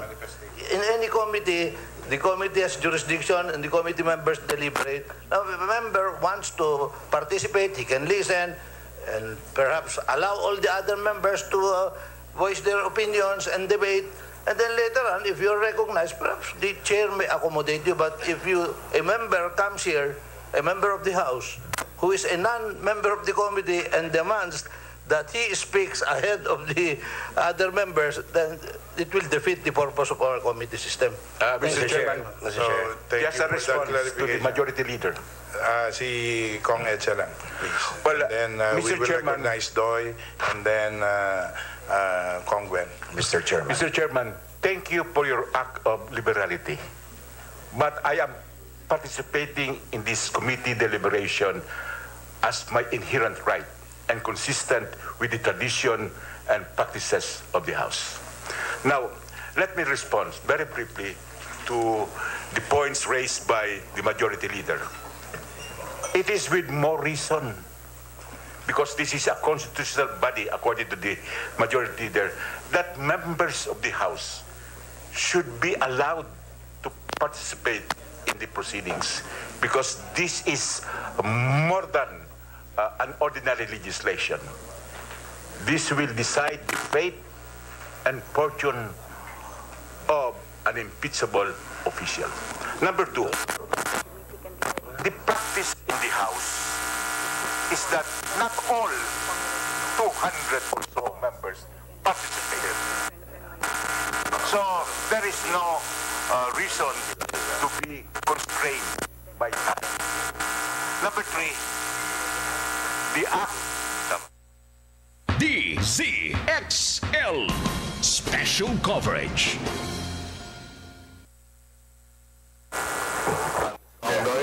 You're now recognized. Thank you, Mr. Chair. Well, we respect the wisdom of our distinguished colleague from Albay, Congressman Manuel Zalagman. Well, of course, I would like to make a counter manifestation, probably not to duplicate the eloquent message of our majority leader. But then, just the same, if we will allow members to speak one by one, with all of us more or less 300 as members of the House, while we consider also the words of Manong Edsel as unimmutable and inherent right of any member to participate in deliberation, we should also be remembered of the doctrine that we should be always be covered and governed by the rules. And it's very clear under Rule 2 of the present rules of the House regarding membership and the inherent duties or the mandated duties as provided for under the rules. And it is very clearly provided herein, the primary duty of the members of the House is to legislate. In order to fulfill this duty, members shall, paragraph B, attend plenary sessions and meetings of committees of which they are members. It's very clear under the rules that they should be members of the committee. Or where the proposed legislative measures are under consideration. Mr. Chair, as stated by the majority leader, we are hearing a constitutional duty and performing a constitutional duty. This is not legislation. In either of the two, the right being imposed upon us or being requested upon us is neither falling under either two instances. And more importantly, we should be remembered that after this ruling or any other committee report to be passed by the committee, it shall still pass the plenary for the approval of the members, and therein we can eloquently argue on our inherent right to speak as regards the propriety of whether the impeachment complaint has been dismissed or has been filed. Mr. Chair, just a quick response, Mr. Chair. Thank you for that. So siguro malinaw naman ito. You have your own position paper, but siguro Just para a lang quick malinaw, response, Mr. Chair. i-resolve natin ito, no? Whether to allow non-members to participate. So, Mr. any Chair. motion on the matter? Mr. Chair. Considering that we have already spent the last 20 minutes Yes, Mr. Chairman. debating on whether or not these members should be allowed, non-members be allowed to speak. May I move, Mr. Chair, taking up the points so well established by our majority leader and the vice chairman of the committee, that here in the Committee on Justice, the committee tasked, On impeachment. sitting as an impeachment committee, investigating body, tasked by the Constitution, henceforth, only members shall be allowed to speak in the interest of an expeditious treatment of the impeachment. I object, Mr. Chair. Okay, please state your objection. I object, Mr. Chair. Unang-una po, ang pinag-uusapan, exactly kagaya ng sinabi ni Majority Leader, this proceeding, whether of legislation or especially because of its nature as an impeachment court, like of public nature and of public interest. Therefore, mahalagang makasali ang lahat para mas ma-inform judgment at tamang information na makuha. Pangalawa, mula po nung umpisa sa determination ng sufficiency on the grounds and on substance, kasali na po sa deliberation si Kong Edsel at saka si Kong Tom. Pangatlo, kung ang sinasabi po natin ay napakadami, sa karanasan ko po, dito sa Kongreso mula ng 15th Congress, una wala pa naman ako nakita ang committee na na-burden sa presence ng non-members na nag-participate sa committee deliberation.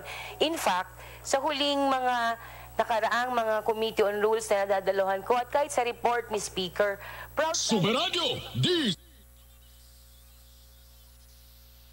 DZXL Special Coverage. Good morning, girls! Jody Santa Maria po. Ready na magpiga ng labada? Huwag ma-stress mga bes. Mag-Cala Detergent. May light and fresh fragrance that lasts all day. Para ang fresh mo, girl! Cala Detergent Floral Fresh. Dahil may light and fresh na bango, feeling presko ka with Cala Detergent Floral Fresh. Kapag nakapag kaya ating ay ginhawa. DGP, tagapagpagaling ng Pilipinas.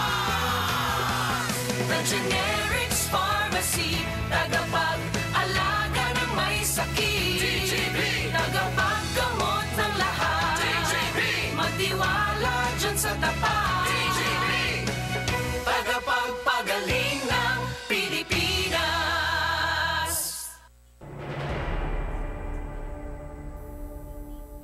For the wages of sin is death, but the free gift of God is eternal life in Christ Jesus, our Lord. Romans 6:23.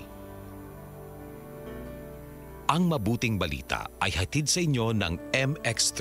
Mag-MX3 araw-araw para M-Extraordinary.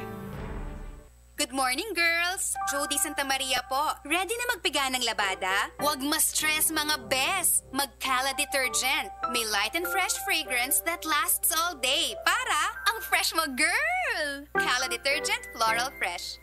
Dahil may light and fresh na bango, feeling presko ka with Cala Detergent Floral Fresh.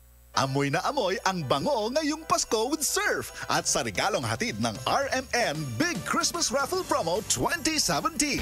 Para makasali, ipagpalit sa pinakamalapit na IFM at RMN AM stations mula Lunes hanggang Biyernes ang 2 empty sachets ng Surf Rose Fresh o ng Surf Purple Blooms o kaya naman ng Surf Cherry Blossom upang makakuha ng tig-isang raffle coupon. Ang raffle coupons mo, maaaring maging cash linggo-linggo up to 500,000 pesos sa grand draw. Napakalaking pamaskong regalo ang ipamimigay kaya sali na! Hatid sa inyo ng Surf. Subukan ang perfume na walang katulad ng Surf at ng RMN at IFM. Promo runs from October 30, 2017 to January 12, 2018. See posters and flyers for details. Per DOH FDA CFRR permit number 1471 series of 2017. Araw-araw kang champion with Milo at sa regalong hatid ng RMN Big Christmas Raffle Promo 2017. Para makasali, ipagpalit sa pinakamalapit na IFM at RMN AM stations mula Lunes hanggang Biyernes ang 2 empty packs ng Milo Powdered 22 grams o 2 empty packs ng Milo Nutri-Up 24 grams o isang empty pack ng Milo Powdered 22 grams at isang empty pack ng Milo Nutri-Up 24 grams upang makakuha ng tig-isang raffle coupon. Siguraduhin lamang na ang mga empty packs ay may expiration date na April 2018 onwards. Ang raffle coupons mo, maaaring maging cash linggo-linggo up to 500,000 pesos sa grand draw. Napakalaking pamaskong regalo ang ipamimigay kaya sali na! Hatid sa inyo ng Milo. Get champion energy every day at ng RMN at IFM. Promo runs from October 30, 2017 to January 12, 2018. See posters and flyers for details. Per DOH FDA CFRR permit number 1471 series of 2017. DZXL Flash Report. Putulin lang natin saglit mga kasama ang impeachment hearing sa House Committee on Justice dahil may nagmamadaling report si Radyoman Deo de Guzman. Kasamang Deo?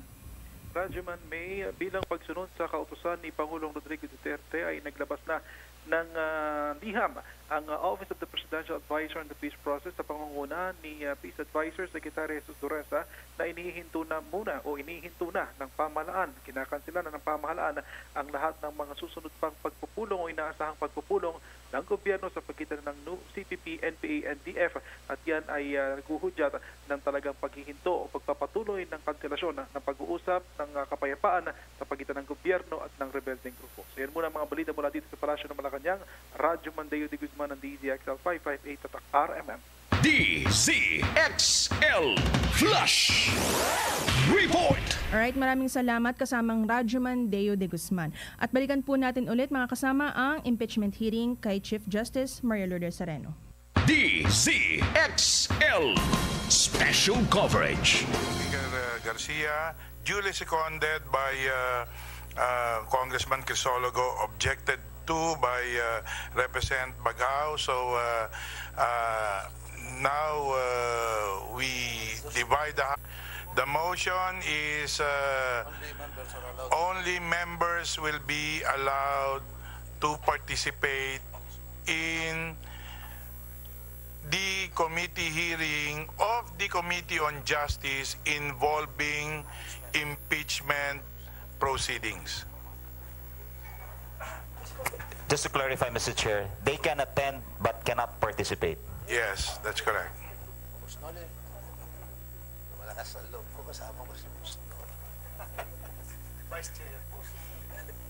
DZXL Special Coverage.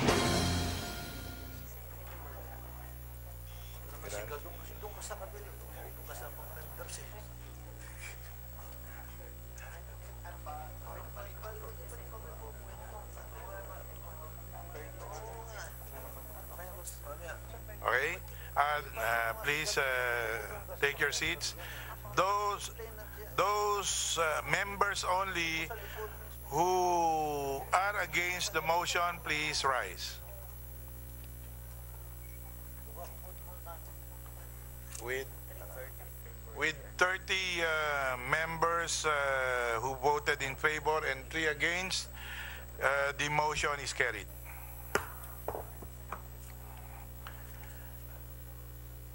So, Mr. Chairman, next incident. We now go to the next incident, which is the participation of lawyers of the respondent in the proceeding, particularly to assume her right to cross-examine by reason of a special power of attorney issued by the respondent herself. Kong Garbin, you are recognized. Thank you, Mr. Chair. A motion was filed before this committee on October 23, 2017. A motion to resolve the request for the clarification in the Chief Justice letters dated September 28, 2007. In the said motion, Mrs. Chair, they said that we respectfully seek confirmation from the Honorable Committee of our understanding of the nature of the hearing. Para ho sa kaalaman ng lahat, we wish to inform the lawyers and the members as well as non-members of this committee that we are not sitting here as an impeachment court. The proceedings before this committee today is for the determination of probable cause, which, in my humble opinion, is akin to preliminary investigation under Rule 1112 of the Rules on Criminal Procedures. And we members, we call this as an investigating hour wherein we consider ourselves as investigating officers. Interestingly, Mr. Chair, in the said motion, they invoke Section 3B of Rule 112 of the Revised Rules on Criminal Procedure, which they said has supplementary effect in the proceeding before this Committee on Justice. They acknowledge that the proceedings or hearing before this committee is also akin to preliminary investigation as provided for under Rule 112 of the Rules of Criminal Procedure. But they also conveniently omitted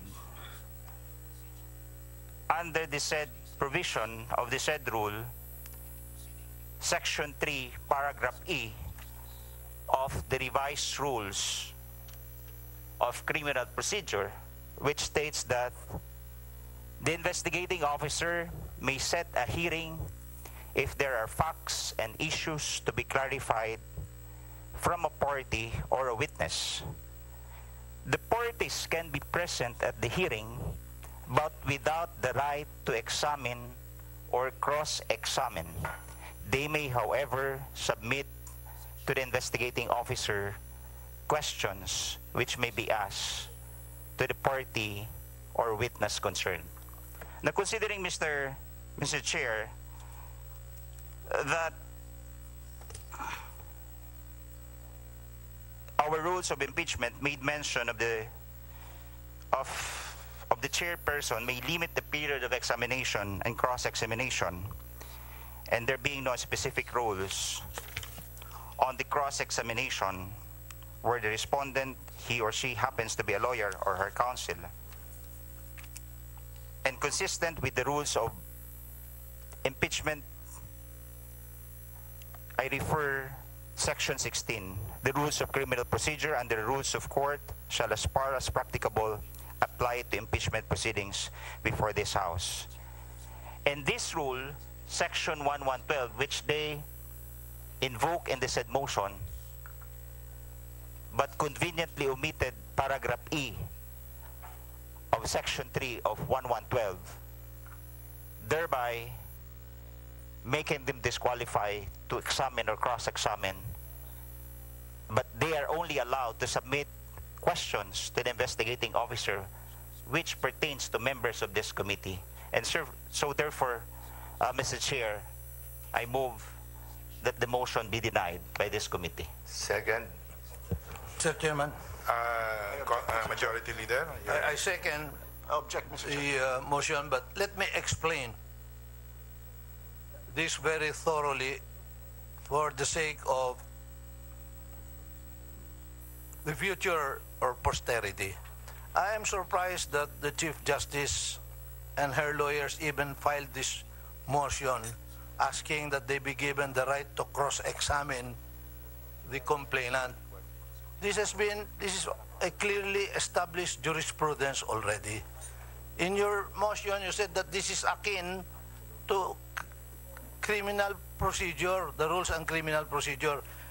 And I cite to you the case of Estrada versus Ombudsman, dated January 21, 2015, where a unanimous Supreme Court held that Senator Estrada does not even have the right to demand that he be furnished copies of the counter affidavits of his correspondents. And the Chief Justice, Respondent Sereno herein, concurred to the decision. Let me read this into the records so that we can establish this once and for all. This is GR numbers 212140 and 41, dated January 21, 2015, entitled Senator Jinggoy Estrada, Petitioner versus Office of the Ombudsman, et al. Just a brief reminder. Senator Estrada, Senator Revilla, and Senator Enrile were detained in jail, Camp Crame. Senator Estrada for more than 2 years. Senator Revilla until today is there. And they were sitting senators of the Republic when they were detained. Yet they were not even afforded the right to cross-examine any of the complainants. Because that will come, according to the Supreme Court, during the trial. The stage that they were, ito criminal case na po ito Criminal case na po ito which involves the liberty of the accused.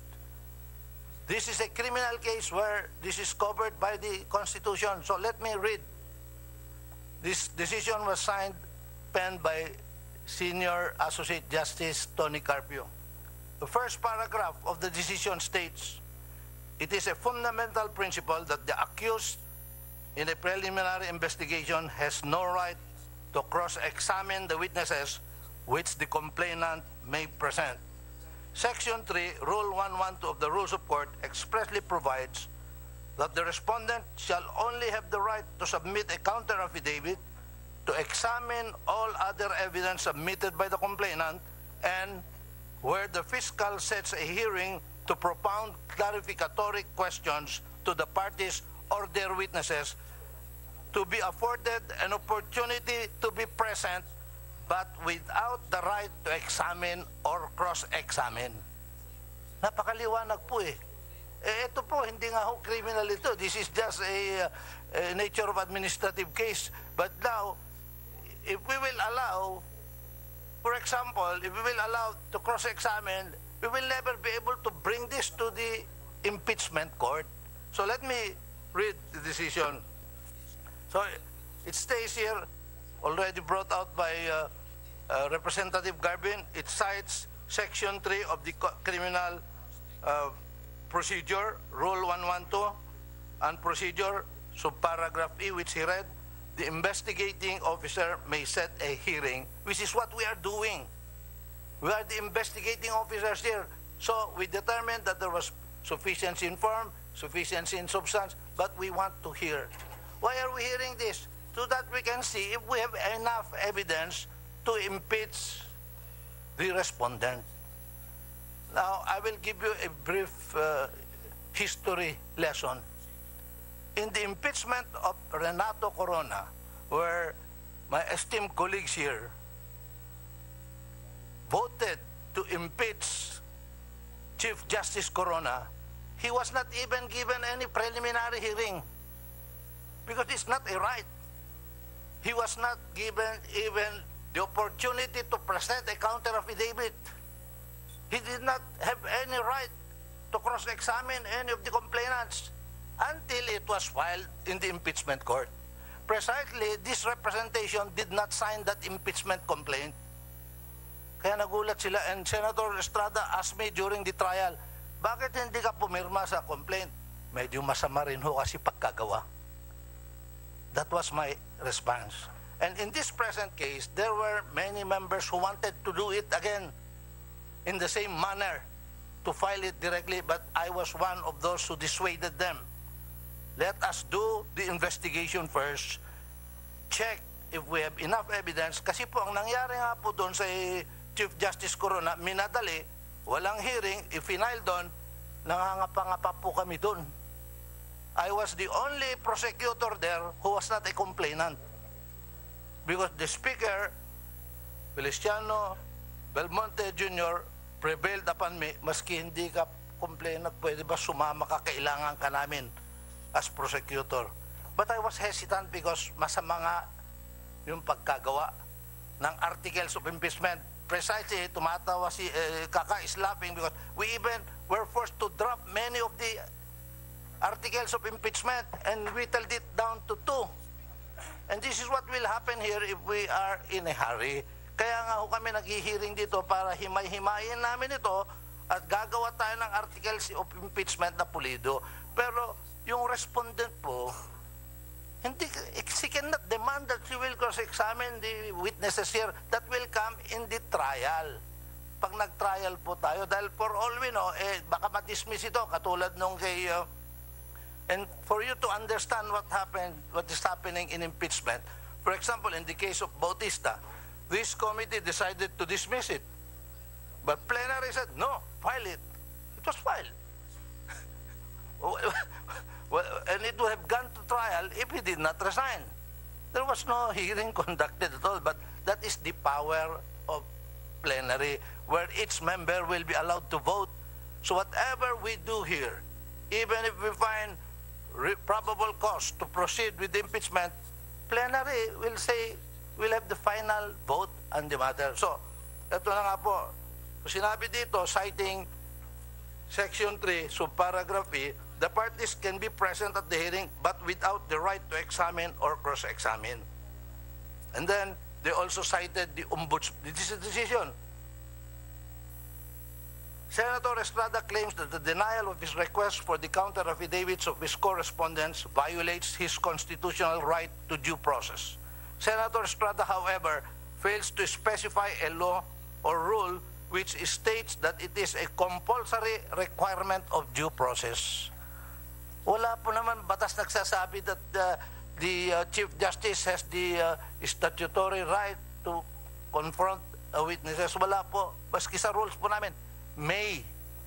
Nasa sa amin po yan. Nasa sa committee po yan. Then, it says here, the denial of the request happened during the preliminary investigation where the only issue is the existence of probable cause for the purpose of determining whether an information should be filed and does not prevent Senator Estrada from requesting a copy of the counter affidavits during the trial or even during pre-trial. Any lawyer worth his salt. Ito nga sinabi ni, nag-concur si Chief Justice dito. I'm reading from the decision. Any lawyer worth his salt knows that the quanta of proof and objective rules vary depending on whether the cases to which they are meant to apply are criminal, civil, or administrative in character. In criminal actions, proof beyond reasonable doubt is required for conviction. In civil actions and proceedings, preponderance of evidence as support for a judgment, and in administrative cases, which is the nature of this impeachment proceedings, because the only purpose of impeachment is removal from office. And in administrative cases, substantial evidence as a basis for adjudication. In criminal and civil actions, application of the rules of court is called for with more or less strictness. In administrative proceedings, however, the technical rules of pleading and procedure and of evidence are not strictly adhered to. They generally apply only suppletorily.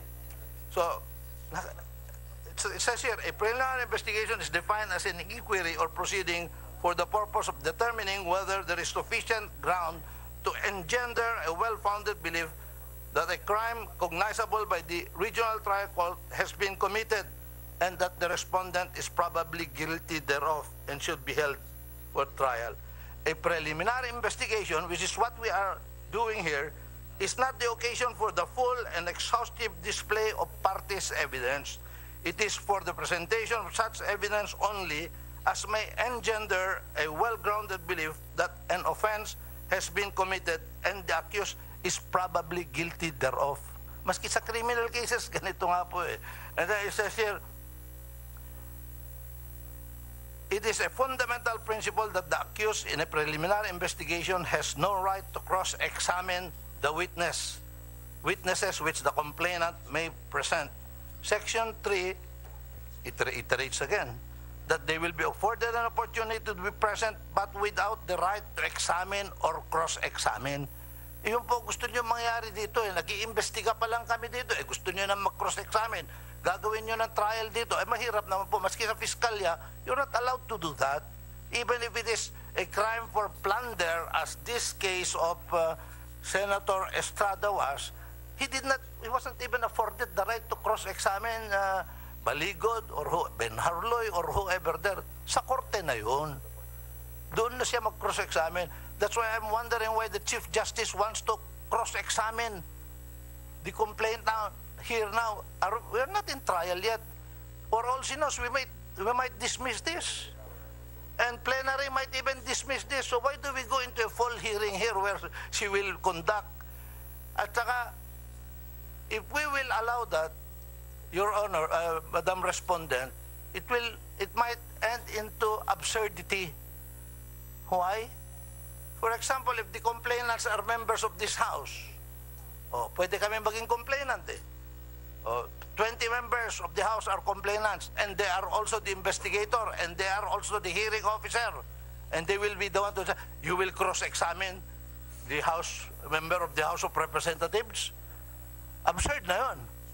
Ikaw nga iniimbestigahan ko, ako i-cross-examine mo. Ganun po mangyayari yun. Pagkapapayagan namin yung gusto ni Chief Justice to cross-examine, because an impeachment case may be filed by any member of the House as a complainant. So hindi ho pwede yan. Nakalagay na ho dito. For a person under preliminary investigation as Senator Estrada is in the present case when he filed this request is not an accused person and hence cannot demand the full exercise of the rights of an accused person. Ang daming sinite po na cases, mga American cases, even in a 1948 Philippine case, hindi ho pwede ang cross-examination sa preliminary investigation. Again, it says here, citing Justice J.B.L. Reyes, in the case of Losada versus Hernandez, rights conferred upon accused persons to participate in preliminary investigations concerning themselves depend upon the provisions of law by which such rights are specifically secured, rather than upon the phrase due process of law. This reiterates Justice Laurel's oft-quoted pronouncement in Hanshim versus Bonkan that the right to preliminary investigation is statutory, not constitutional. In short, the rights of a respondent in a preliminary investigation are merely statutory rights, not constitutional due process rights. Pwede nga pa i-waive ang preliminary investigation eh. So, yung sa position paper po di kagalang-galang Kit Belmonte, nakalagay na nga dito po sa decision na rin to. Also, in an administrative case governed by ang tibay, dahil pinag-usapan po yung ang tibay. Yung ang tibay case po kasi, while it is administrative, meron pong requirements of due process because it disposes the action. It's an administrative case where the respondent may be dismissed by the investigating body. Ganon din po ako, no? Ako'y mayor, governor, dinismiss ko po yung provincial engineer ko. Due process, pinailan po ako sa Sandigan Bayan, acquitted po ako. Because I was the complainant, I was the hearing officer, I was the judge. But ganyan ang nature ng administrative case eh. But I afforded him the rights, I afforded the respondents the right. But in this case, we are not the judge here. Preliminary lang po kami. Ang mag-judge po nito kung guilty o hindi, si Chief Justice Sereno sa Senado. Doon po niya invoke yung right niya to cross-examine the witness. Pero dito po, kami po rito, pinapalakas lang namin, pinapakinggan namin kung may basehan para isulong namin ito o hindi. Kaya wag na po kayo, makinig na lang po kayo dyan, pero kung may gusto po kayong tanungin, baka matulungan nyo kami, isubmit nyo po sa amin at itatanong namin. Pwede nyo isubmit kay Kit Belmonte, pwede nyo isubmit kay Kakabagaw, tanungin niya. Pero kung kayo po mga lawyers, hindi naman po kayo ang respondent dito, pwede ba namin kayong tanungin? Will we be able to ask you and examine you? Ikaw ba, bumiyahe ka ba sa abroad yan na nag-business class ka? Hindi mo naman masasagot because you are not the respondent. In the same manner that we cannot examine you, you cannot demand that you have the right to examine here. Kung ayaw nga ho ni Chief Justice Sereno mag-participate dito, that's her right. She can totally ignore all our proceedings, but we are affording her. Pero kung ayaw niya pumunta, edi bahala po siya. Didinggin lang namin si Atty. Gadon, but it does not mean that we will believe him. You will be here, we will subject him. Lalo na po ako, talagang gigisahin ko po siya dahil mahirap po pumunta sa Senado na hilaw naman po yung kaso. Kaya yan po ang ginagawa namin dito. Ang gagaling nyo po, abogado, medyo kami hindi magaling. Turuan nyo lang ako dito sa likod ko. Ako magsasabi po yung gusto nyong sasabihin. Pero kung gusto po nyo mag-participate dito, mag-congressman muna po kayo para pwede po kayong mag-participate sa proceedings dito. Pag hindi po kayo congressman, hindi po kayo pwede. Yung mga member nga, hindi namin pinapayagan. Kung hindi member ng committee, kayo pa po kaya na walang accountability, wala naman po kayong rights dito. Yung respondent, hindi po. So, yan. And then, yun na nga po, ito ang dispositive portion na po na sinasabi dito. Summary. Nakalagay na po dito. This court has unequivocally ruled in Paderanga that Section 3, Rule 112 of the Revised Rules of Criminal Procedure expressly provides that the respondent shall only have the right to submit a counter-affidavit, to examine all other evidence submitted by the complainant, and where the fiscal sets a hearing to propound clarificatory questions to the parties or the witnesses, to be afforded an opportunity to be present but without right to examine or cross-examine. Kaya nagugulat po ako na si Chief Justice i-invoke niya yung right niya to examine or cross-examine. Preliminary hearing lang po ito. Hindi pa namin, hindi na ho tayo aabot. So that is my position to the position paper of my esteemed colleague Kit Belmonte. Hindi na ko na sasagutin, but with my respect to Kit, I had to really resist to Mr. answer Chairman, his position. I move for the previous question, Mr. Chair. Okay. Mr. Chairman. Okay, so it has been moved and seconded. May objection ba? Yes. I would like to explain my objection to the motion of Representative Garbin. Go ahead. You're recognized. It is clear then from the statement of the majority leader that the lawyers of the respondent may ask questions through the members. Okay? Well, as we said, impeachment proceeding is akin to preliminary investigation. And for most of you who know that I have been in the prosecution service for 24 years, this had been my experience when it comes to that situation. If we are really interested in expediting this proceeding, to allow the lawyers of the respondent to ask the member, stating the possible question to the member, then the member again restating the same to the witness, that will take time. So invariably, in my experience, I allow the lawyers to ask the questions directly. So save time. May I respond, so Mr. why Chairman? can't we do this? I suggest that we do this, and this is my ground for my objection. Mr. Chairman. Thank you. Pwede po makapagsalita yung member ng committee. Sige po. Sir, just to reply to that, Mr. Chairman, they are not members eh. Sorry, sir. I am supporting the motion to deny the motion of the respondent based on the scholarly articulation of the majority leader and based also on the arguments of who appears to be a scholarly member of this committee, my friend Honorable Garbin. But I want to give another reason, Mr. Chair. Ganito po kasi, earlier the chairman gave the respondent the chance to cross-examine kung nandito siya. But I think that golden opportunity was thrown away. Ang sabi niya, by way of an SPA, I will have to cross-examine through my lawyers. Pero nakakapagtaka po, Mr. Chair, hindi ko po alam kung pinag-isipan nilang mabuti yun. Yung pagka po, we're not talking here of an ordinary mortal. We're not talking here of an ordinary lawyer. The respondent happens to be the Chief Justice of the Supreme Court. Bakit po kailangan i-delegate niya yung pagko-cross-examine? Pinagbigyan na siya eh. Sinayang po niya yun eh.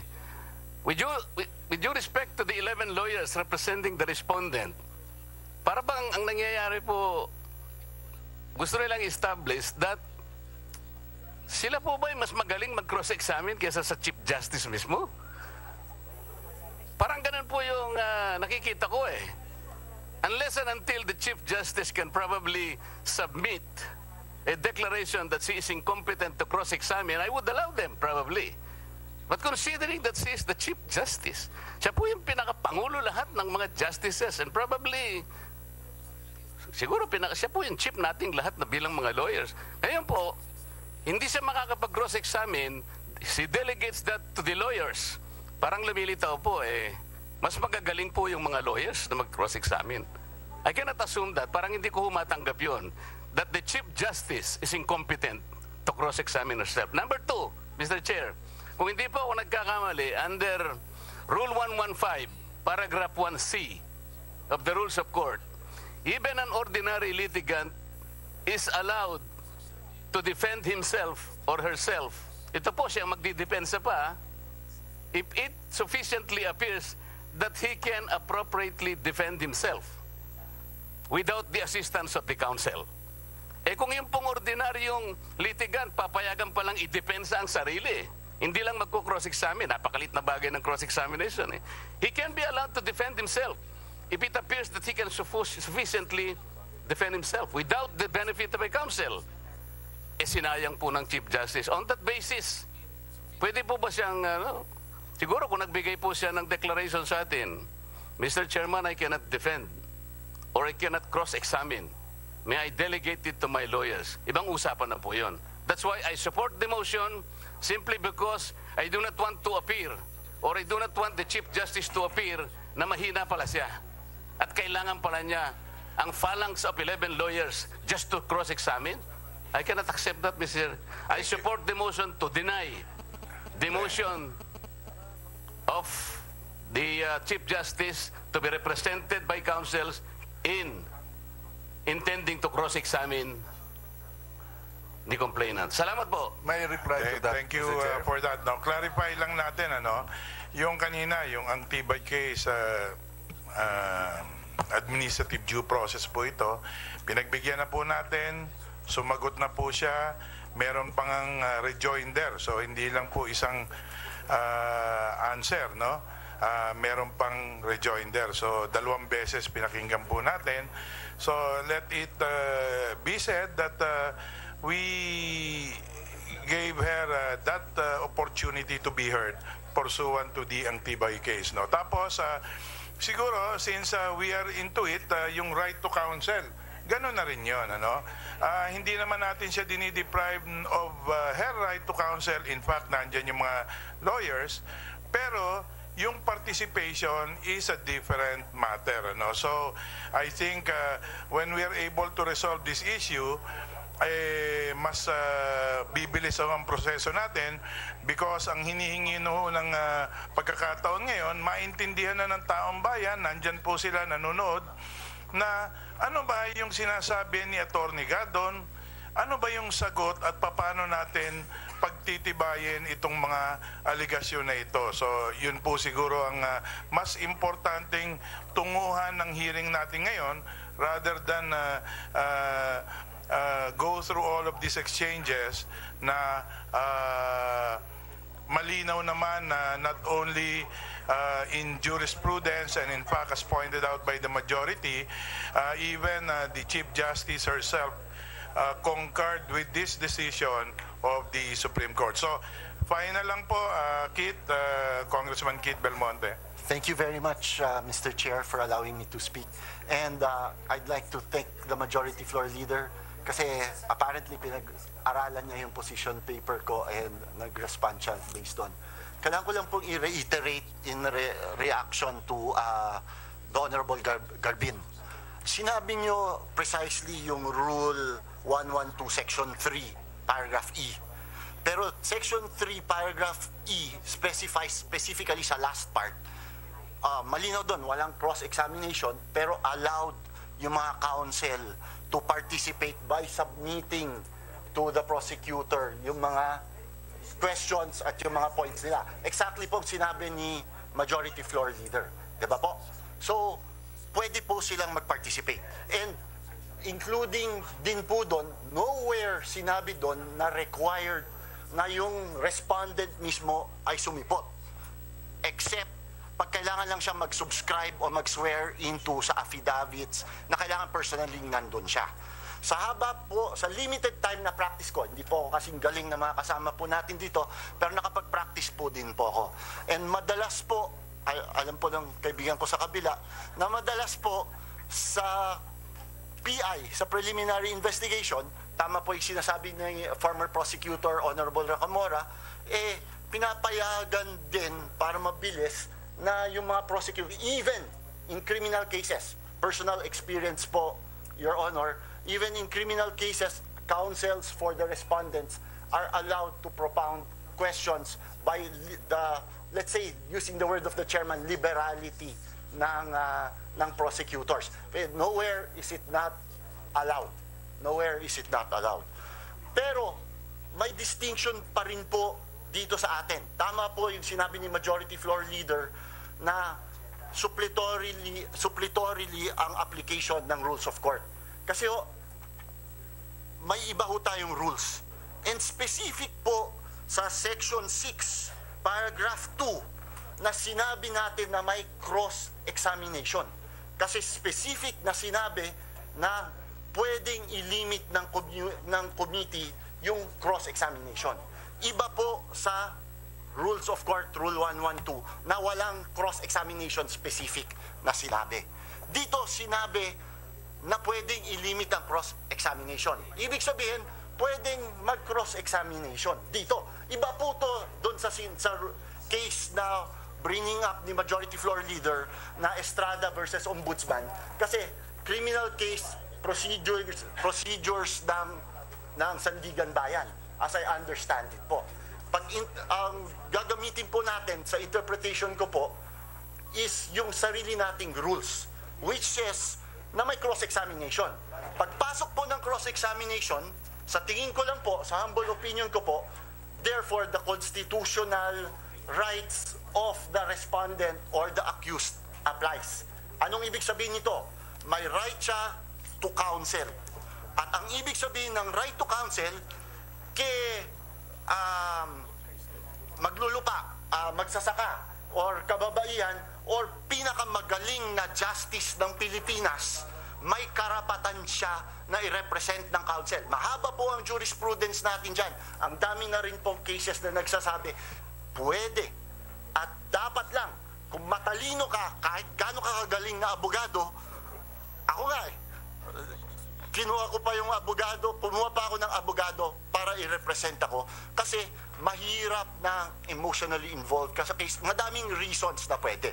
Pero pwede po and karapatan ng kahit sinong accused or respondent sa case na meron po siyang abogado and right to counsel. And since sabi po natin may cross-examination sa rules natin, di ba? Sa rules of court na ginagamit natin, payag na tayong may participation sila eh. Daan lang nila sa atin. Diba? Dito sa rules natin, sabi natin, hindi. May cross-examination eh. Limit lang natin. Ang point ko ho, political ho to eh. This is not just simply administrative. This is not just simply criminal. This is a constitutional body as everybody has been pointing out na ang trabaho ho natin ay constitutional duty. Na ang tingin natin one of the highest officials of the land, one of the head of one of the co-equal bodies, ang tinatanong natin, hindi pa natin linilitis, pinaghahandaan po natin dito para litisin. Therefore, dapat lang po, sa opinion ko po, liberal ang interpretation natin sa rules, and dahil mismong rules natin merong cross-examination, i-apply na po natin yung full body ng Constitution dito. Okay, so please maintain order in this room.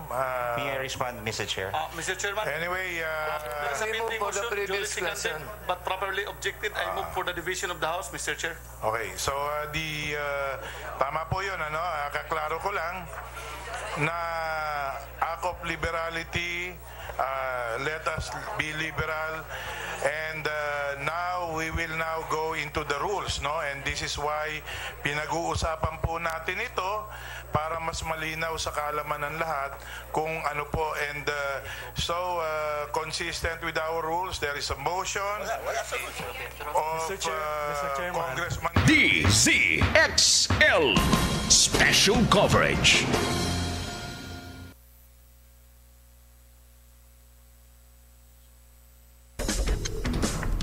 Etong impeachment, laban naman dito kay Chief Justice Maria Lourdes Sereno. Huwag ho kayong bibitiw, mga kasama. Oras natin 11:22. That time check was brought to you by White Rose Kojic Whitening Soap. Dermatologist tested, your Kojic wish come true. White Rose Kojic Whitening Soap. Dermatologist tested, your Kojic wish come true. Don't you wish the regular Kojic soap you use gave you more? When there's a wish your heart believes. Ang wish mo, nandito na. Introducing new White Rose Kojic Whitening Soap. Dermatologist-tested Kojic Whitening na may shea butter for moisturizing and tea tree oil to help prevent pimples. Para sa Kojic na puti at Kojic na kinis.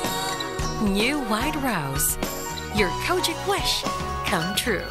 Suggested retail price, 25 pesos for 60 grams. White Rose Kojic Whitening Soap. Manufactured by ACS Manufacturing Corporation. ISO certified, world-class quality. ACS. Pride with Fabcon. Ituloy ang bango with pride. Ang bango-bango, ang bango-bango, ang bango ng detergent ko. Sa nagbabanguhan ng detergent with Fabcon, ano nga bang mas gusto? Ayon sa research sa Metro Manila, halos 80% ng mga misis mas gusto ang bango ng Pride with Fabcon kaysa leading brand even after 24 hours. Dahil ang Pride may tuloy bango microbeads para sa bangong tuloy-tuloy buong araw. Tuloy-tuloy bango. Kaya misis, tuloy na sa Pride with Fabric Conditioner. Tuloy-tuloy bango ng Pride with Fabcon ko. Ituloy ang bango with Pride. Pride with Fabric Conditioner, manufactured by ACS Manufacturing Corporation. ISO certified. World-class quality. ACS. Ang galing ng #1 na smart dishwashing paste nasa smart dishwashing liquid din. Lumalabas ang aming galing-galing paghaharap sa matinding hugasin. Tanggal ang sebo, tanggal bakterya, tanggaling smart dishwashing. Paste man o liquid, may double tanggaling formula. Tanggal galing ang sebo, tanggal galing ang bakterya. Tanggaling smart dishwashing. Smart dishwashing, paste man o liquid, tanggaling-galing sa presyong magaling din. Smart dishwashing, gawa ng ACS Manufacturing Corporation, ISO certified, world-class quality. ACS. With champion energy, nutrients from Milo, Protamol, B-complex, and iron for my day. Hey, hey, get started the champion way. Get Champ energy now. Champion energy drink. Milo every day. Milo every day. 3 balanced meals for Champion energy drink. Milo every day. Milo every day. Get Champion energy nutrients with Milo so you can start the day the Champion way. Pasko kami namamasko. Pasko ng fruity pop at pochi. Frutos at ng champi. Lamig ng icon. Kilig ng beef fresh. Inuman mo pa ng may juice at mainit na chopwick. Ikan mo pa ng monami. Yaki at so lucky. Pasko kami namamasko. Maligayang Pasko po mula sa Colombia. Monami strawberry and cream filling. Masarap kapiling. And my people who are called by my name humble themselves and pray and seek my face and turn from their wicked ways, then I will hear from heaven, will forgive their sin, and will heal their land. 2 Chronicles 7:14. Ang mabuting balita ay hatid sa inyo ng MX3. Mag-MX3 araw-araw para M-Extraordinary. Good morning, girls! Jody Santa Maria po. Ready na magpiga ng labada? Huwag ma-stress mga bes! Mag-Cala Detergent. May light and fresh fragrance that lasts all day. Para ang fresh mo, girl! Cala Detergent Floral Fresh. Dahil may light and fresh na bango, feeling presko ka with Cala Detergent Floral Fresh. Good morning, girls! Jody Santa Maria po. Ready na magpiga ng labada? Huwag ma-stress mga bes! Mag-Cala Detergent. May light and fresh fragrance that lasts all day. Para ang fresh mo, girl! Cala Detergent Floral Fresh. Dahil may light and fresh na bango, feeling presko ka with Cala Detergent Floral Fresh. Ang galing ng #1 smart dishwashing paste nasa smart dishwashing liquid din. Tanggaling-galing sa presyong magaling din. May tanong kami sa mga misis. Mas importante ba ang paramihan ng hinugasang plato o ang tunay na kalinisan nito?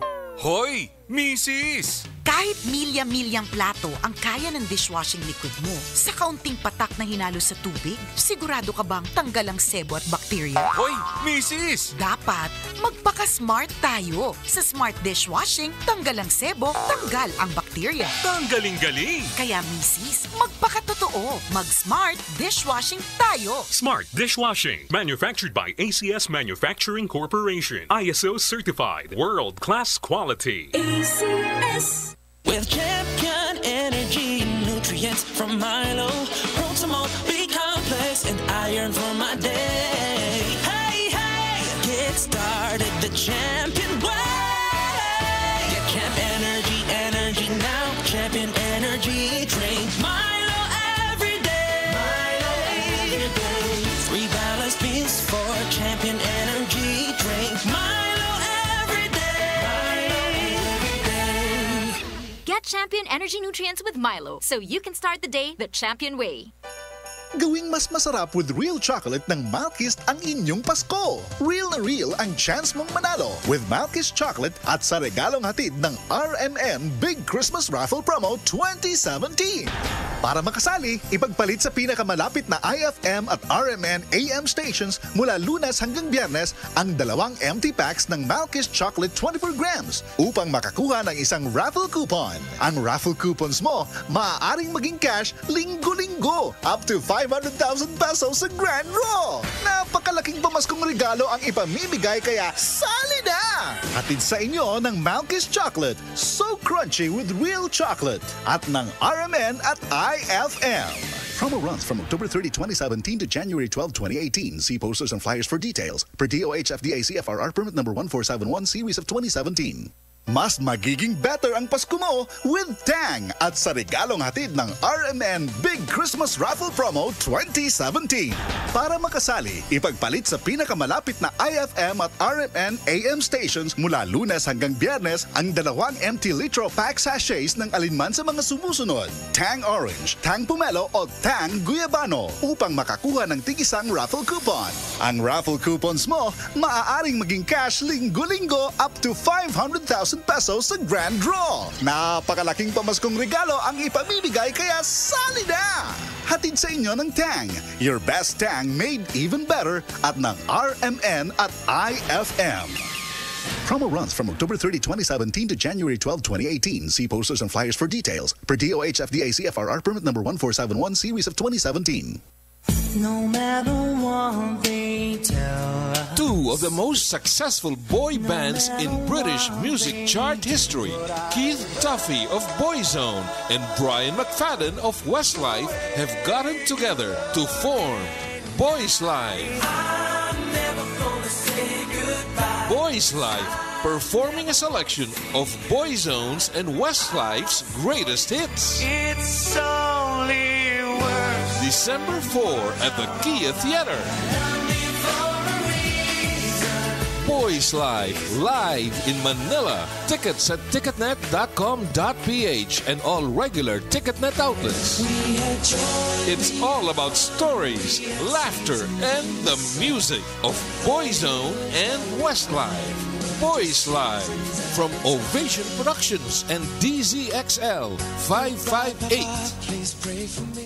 Watch Brian McFadden of Westlife and Keith Duffy of Boyzone relive the best moments of their career and perform their hits live in Manila on December 4 at the Kia Theater. Boys Life is presented by Ovation Productions. Ticket prices are 5,750 pesos, 4,750 pesos, 3,750 pesos, 1,750 pesos, and are available at www.ticketnet.com.ph and all regular Ticketnet outlets. DZXL Special Coverage. At mga kasama, ang inyo pong napakinggan kanina, itong impeachment hearing naman ng House Committee on Justice dito po sa impeachment laban kay Chief Justice Maria Lourdes Sereno. Yung pinag-uusapan, papayagan, dapat po ba na itong si Chief Justice Maria Lourdes Sereno ay makapag-cross-examine po sa mga witnesses, testigo against her. Sabi ho ng ilan sa mga miyembro ng House Committee on Justice, sandali teka, hindi nga kami nakikialam dyan sa mataas na hukuman dyan po sa mga deliberasyon at desisyon ng Supreme Court. Bakit ikaw gagawin mo yan sa amin? Diba? So, yun ang naging punto kanina ni Representative Fariñas. Hindi pwedeng manghimasok sa kanilang patakaran o kagustuhan lamang nitong si Chief Justice Maria Lourdes Sereno. Kung ano yung kanilang rules, kung ano po yung kanilang patakaran sa Kongreso, sa House Committee on Justice, yun ang dapat na mangibabaw. Hindi yung kagustuhan umano nitong si Chief Justice Maria Lourdes Sereno. At kasabay ho nito mga kasama ay sinabi rin ng ilan sa mga mambabatas na dapat na sundin kung ano po yung kanilang mga ginawa noon dito kay Chief Justice Renato Corona. Kanina ho, nag-commercial break lamang tayo at alamin ho natin ano po yung mga naging kaganapan sa mga oras ho na tayo po ay nagbigay daan sa ating mga mahalagang commercials, yung dahilan po ng ating kabuhayan din. Ano po? Ito po si kasamang Conde Batak, si Radyoman Conde Batak ay nakatutok doon at alamin ho natin kung ano po yung mga napagdesisyonan, yung breaking news na yan. Conde? Yes, kasamang Lourdes, ay tuluyan na ibinasura ng House Committee on Justice itong hiling ni Supreme Court Chief Justice Maria Lourdes Sereno na payagan silang katawanin. Ito kasamang Lourdes, lumabas itong mga abogado ni Supreme Court Chief Justice Sereno at kuha lang tayo ng ilang pahayag. Ang complainant and respondent, please lang po, kumpanyero.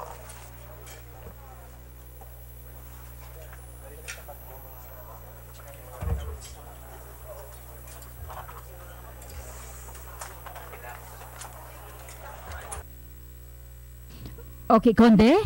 Ano nangyari? If they believe that the complainant has evidence, then by all means prepare and file the articles of impeachment. We would be willing to face them before the Senate, where the rights of the Chief Justice will be protected. We're not accepting defeat. We're confident in the strength of the defenses of the Chief Justice. But we know that this is a long process, and at this stage of the proceedings, we don't really expect to be effective in defending the Chief Justice. Because we have been denied the right to cross-examine, which is provided in their own rules of impeachment.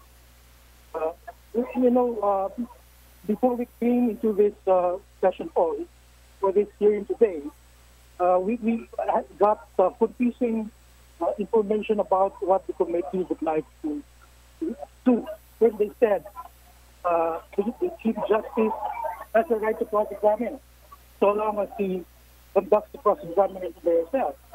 Now they say he has no right to cross-examine because under the rules of ordinary preliminary investigation, there is no cross-examination. Now, when they invoke the rules on criminal procedure, they forgot that those rules recognize the right of the respondent to counsel. Now, only their insistence that under the rules of criminal procedure there is no right to cross-examine. But that is inconsistent with the rules of impeachment, which expressly provides for cross-examination. So, I believe this ruling will prevent us from effectively defending the Chief Justice at this level of before the Committee on Justice. So we are looking forward to have this case brought before the Senate, and we are confident that we will be able to defend the Chief Justice there consistent with their constitutional rights. And kasamang Lourdes ng pahayag ni Alex Poblador ang pinakapangunahin dun sa 11 lawyer. Radyoman Conde, linawin ko lang pinalayas ba yung mga lawyers? Hindi naman pinalayas. Okay. Kung sana silang umalis dito kasamang Lourdes. Dahil wala na rin naman silang gagawin. Hindi naman sila papayagang makapagsalita in behalf of Chief Justice Sereno. So, magiging meron lamang sila dito, naka-display lamang, and at the same time ito nga ay nagpapa-interview sila ngayon kung ano yung naging saloobin nila sa naging decision nga kanina. Nagbotokan 30 yung bumoto ng yes at 4 yung bumoto ng no doon sa motion kung pagbibigyan ba itong hiling ni Chief Justice Sereno na i-represent siya ng kanyang 11 lawyers at payagan ng mga ito na makapag-cross-examine sa mga testigo na ihaharap na ni Attorney Larry Gadon. Alinawin lamang natin, walang ihaharap ngayon na testigo. Ang gagawin ngayon ay isa-isahin itong 4 na grounds at yung 27 acts na sinasabi or binibitang nga sa Chief Justice sa kanyang nilabag at bilang punong maestrado nga ng Korte Suprema. So ngayon, loob naman po ng House Committee on Justice ay ongoing ngayon itong nagaganap na hearing. At kanina rin balikan din natin yung motion ng mga non-members naman kasamang Lourdes na makapag-participate dito sa constitutional hearing na itinuturing nga itong impeachment hearing, hindi rin pinayagan ng Committee on Justice. Ang mga miyembro lamang mula sa majority at minority ang pinapayagan na makapagtanong, mag-participate, and at the same time bumoto dito sa mga motion nga na ini-issue nga dito sa loob ng komite. Yan muna ang update kasama Lourdes at pakinggan natin itong nagaganap na pagdinig patungkol pa rin sa impeachment case ni Chief Justice Maria Lourdes Sereno. Maraming salamat si Radyo Conde Batak. Babalikan ho natin etong Senado o Kongreso, mga kasama, ilang sandali ho lamang. Oras natin 11:38. Brought to you by Tanduay. Tibay ng loob. Tibay Tanduay. That time check was brought to you by Bravo Food Supplement for Men. Ibalik ang bagsik. Itodo ang arangkada ng walang palya. Good morning, girls! Jody Santa Maria po. Ready na magpiga ng labada? Huwag ma-stress, mga bes! Mag-Cala Detergent. May light and fresh fragrance that lasts all day. Para ang fresh mo, girl! Cala Detergent Floral Fresh. Dahil may light and fresh na bango, feeling presko ka with Cala Detergent Floral Fresh. Good morning, girls! Jody Santa Maria po. Ready na magpiga ng labada? Huwag ma-stress, mga bes! Mag-Cala Detergent. May light and fresh fragrance that lasts all day. Para ang fresh mo, girl! Cala Detergent Floral Fresh. Dahil may light and fresh na bango, feeling presko ka with Cala Detergent Floral Fresh. Amoy na amoy ang bango ngayong Pasko with Surf at sa regalong hatid ng RMN Big Christmas Raffle Promo 2017. Para makasali, ipagpalit sa pinakamalapit na IFM at RMN AM stations mula Lunes hanggang Biyernes ang 2 empty sachets ng Surf Rose Fresh o ng Surf Purple Blooms o kaya naman ng Surf Cherry Blossom upang makakuha ng tig-isang raffle coupon. Ang raffle coupons mo, maaaring maging cash linggo-linggo up to 500,000 pesos sa Grand Draw. Napakalaking pamaskong regalo ang ipamimigay kaya sali na! Hatid sa inyo ng Surf. Subukan ang perfume na walang katulad ng Surf at ng RMN at IFM. Promo runs from October 30, 2017 to January 12, 2018. See posters and flyers for details. Per DOH FDA CFRR permit number 1471 series of 2017. Pride with Fabcon. Ituloy ang bango with Pride. Ang bango-bango, ang bango-bango, ang bango ng detergent ko.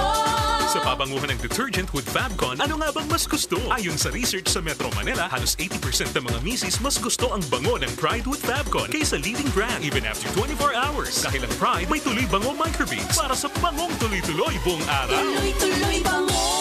Kaya misis, tuloy na sa Pride with Fabric Conditioner. Tuloy-tuloy bango ng Pride with Fabcon ko. Ituloy ang bango with Pride. Pride with Fabric Conditioner, manufactured by ACS Manufacturing Corporation. ISO certified. World-class quality. ACS. Ang galing ng #1 na smart dishwashing paste nasa smart dishwashing liquid din. Lumalabas ang aming galing-galing paghaharap sa matinding hugasin. Tanggal ang sebo, tanggal bakterya, tanggaling smart dishwashing. Paste man o liquid, may double tanggaling formula. Tanggal galing ang sebo, tanggal galing ang bakterya. Tanggaling smart dishwashing. Smart dishwashing. Paste man o liquid, tanggaling-galing sa presyong magaling din. Smart dishwashing. Gawa ng ACS Manufacturing Corporation. ISO certified. World-class quality. ACS. That portion was brought to you by Pride with Fabcon. Ituloy ang bango with Pride. Kamot na kamot kaya hatid ay ginhawa. DGP, DGP, tagapagpagaling ng Pilipinas. The Generics Pharmacy, tagapag-alaga ng may sakit. DGP, tagapaggamot ng lahat. DGP, magtiwala dyan sa tapat. DGP, tagapagpagaling ng Pilipinas. Good morning, girls! Jody Santa Maria po. Ready na magpiga ng labada? Huwag ma-stress, mga bes! Mag-Cala Detergent. May light and fresh fragrance that lasts all day. Para ang fresh mo, girl! Cala Detergent Floral Fresh. Dahil may light and fresh na bango, feeling presko ka with Cala Detergent Floral Fresh.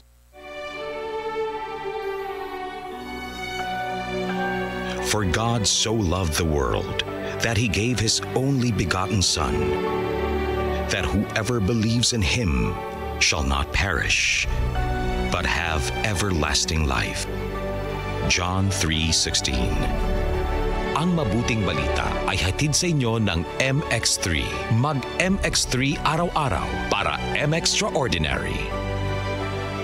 White Rose Kojic Whitening Soap. Dermatologist tested, your Kojic wish come true. Don't you wish the regular Kojic soap you use gave you more? When there's a wish your heart believes. Ang wish mo, nandito na. Introducing new White Rose Kojic Whitening Soap. Dermatologist-tested Kojic Whitening na may shea butter for moisturizing and tea tree oil to help prevent pimples. Para sa Kojic na puti at Kojic na kinis. New White Rose. Your Kojic wish come true. Suggested retail price 25 pesos for 60 grams. White Rose Kojic Whitening Soap. Manufactured by ACS Manufacturing Corporation. ISO certified world-class quality. ACS. Good morning, girls! Jody Santa Maria po. Ready na magpiga ng labada? Huwag ma-stress, mga bes! Mag-Cala Detergent. May light and fresh fragrance that lasts all day. Para ang fresh mo, girl! Cala Detergent Floral Fresh. Dahil may light and fresh na bango, feeling presko ka with Cala Detergent Floral Fresh. Ang galing ng #1 Smart Dishwashing Paste, nasa Smart Dishwashing Liquid din. Tanggaling-galing sa presyong magaling din. May tanong kami sa mga misis. Mas importante ba ang paramihan ng hinugasang plato o ang tunay na kalinisan nito?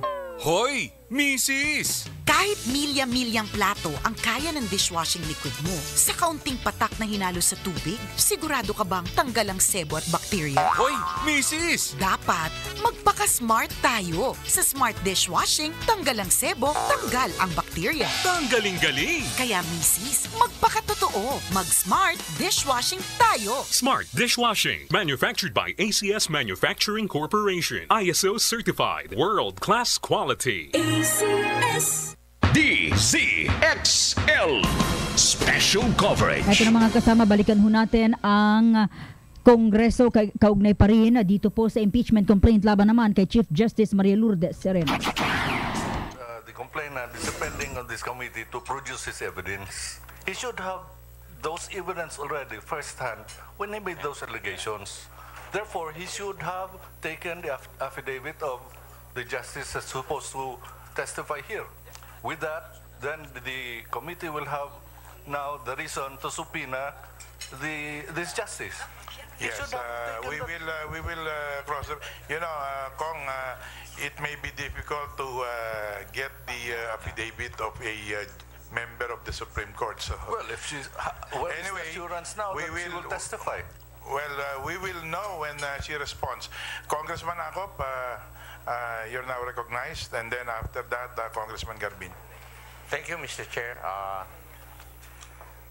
If we read completely the documents presented by the complainant, Attorney Gadon, it could be found that there were two administrative orders or administrative memoranda. One dated November 27, 2012, and the other one dated January 22, 2013, which in effect would the AM number 1211-9 by the Supreme Court promulgated on January 22, 2013 runs counter to the administrative memorandum of the same number dated November 27, 2012. Now, the charge of the complainant is falsification. If we read the provisions of falsification, specifically Article 171, Paragraph 3 of the Revised Penal Code, it is committed when a public officer who, taking advantage of his official position, shall falsely falsify a document by attributing to persons who have participated in an act or proceeding statements other than those in fact made by them. This is tantamount to a culpable violation of the Constitution insofar as this humble representation is concerned, since her alleged act is not without the actual concurrence of the majority of the Supreme Court members, contrary to Section 4, Paragraph 3 of Article 8 of the Constitution. Mr. Chair. So again, we toss the question back to Attorney Gadon. You made that conclusion that it was falsified. Is that contained in the resolution in Administrative Matter 12-11-9-SE? Is there any particular statement in that administrative matter that will say that there was falsification or misrepresentation that would necessitate the invitation to Associate Justice De Castro? Yes, Your Honor, because the resolution dated January 22, Your Honor, specifically questions the administrative order issued dated November 9, 2012. What does the resolution say that you said questioned that administrative matter?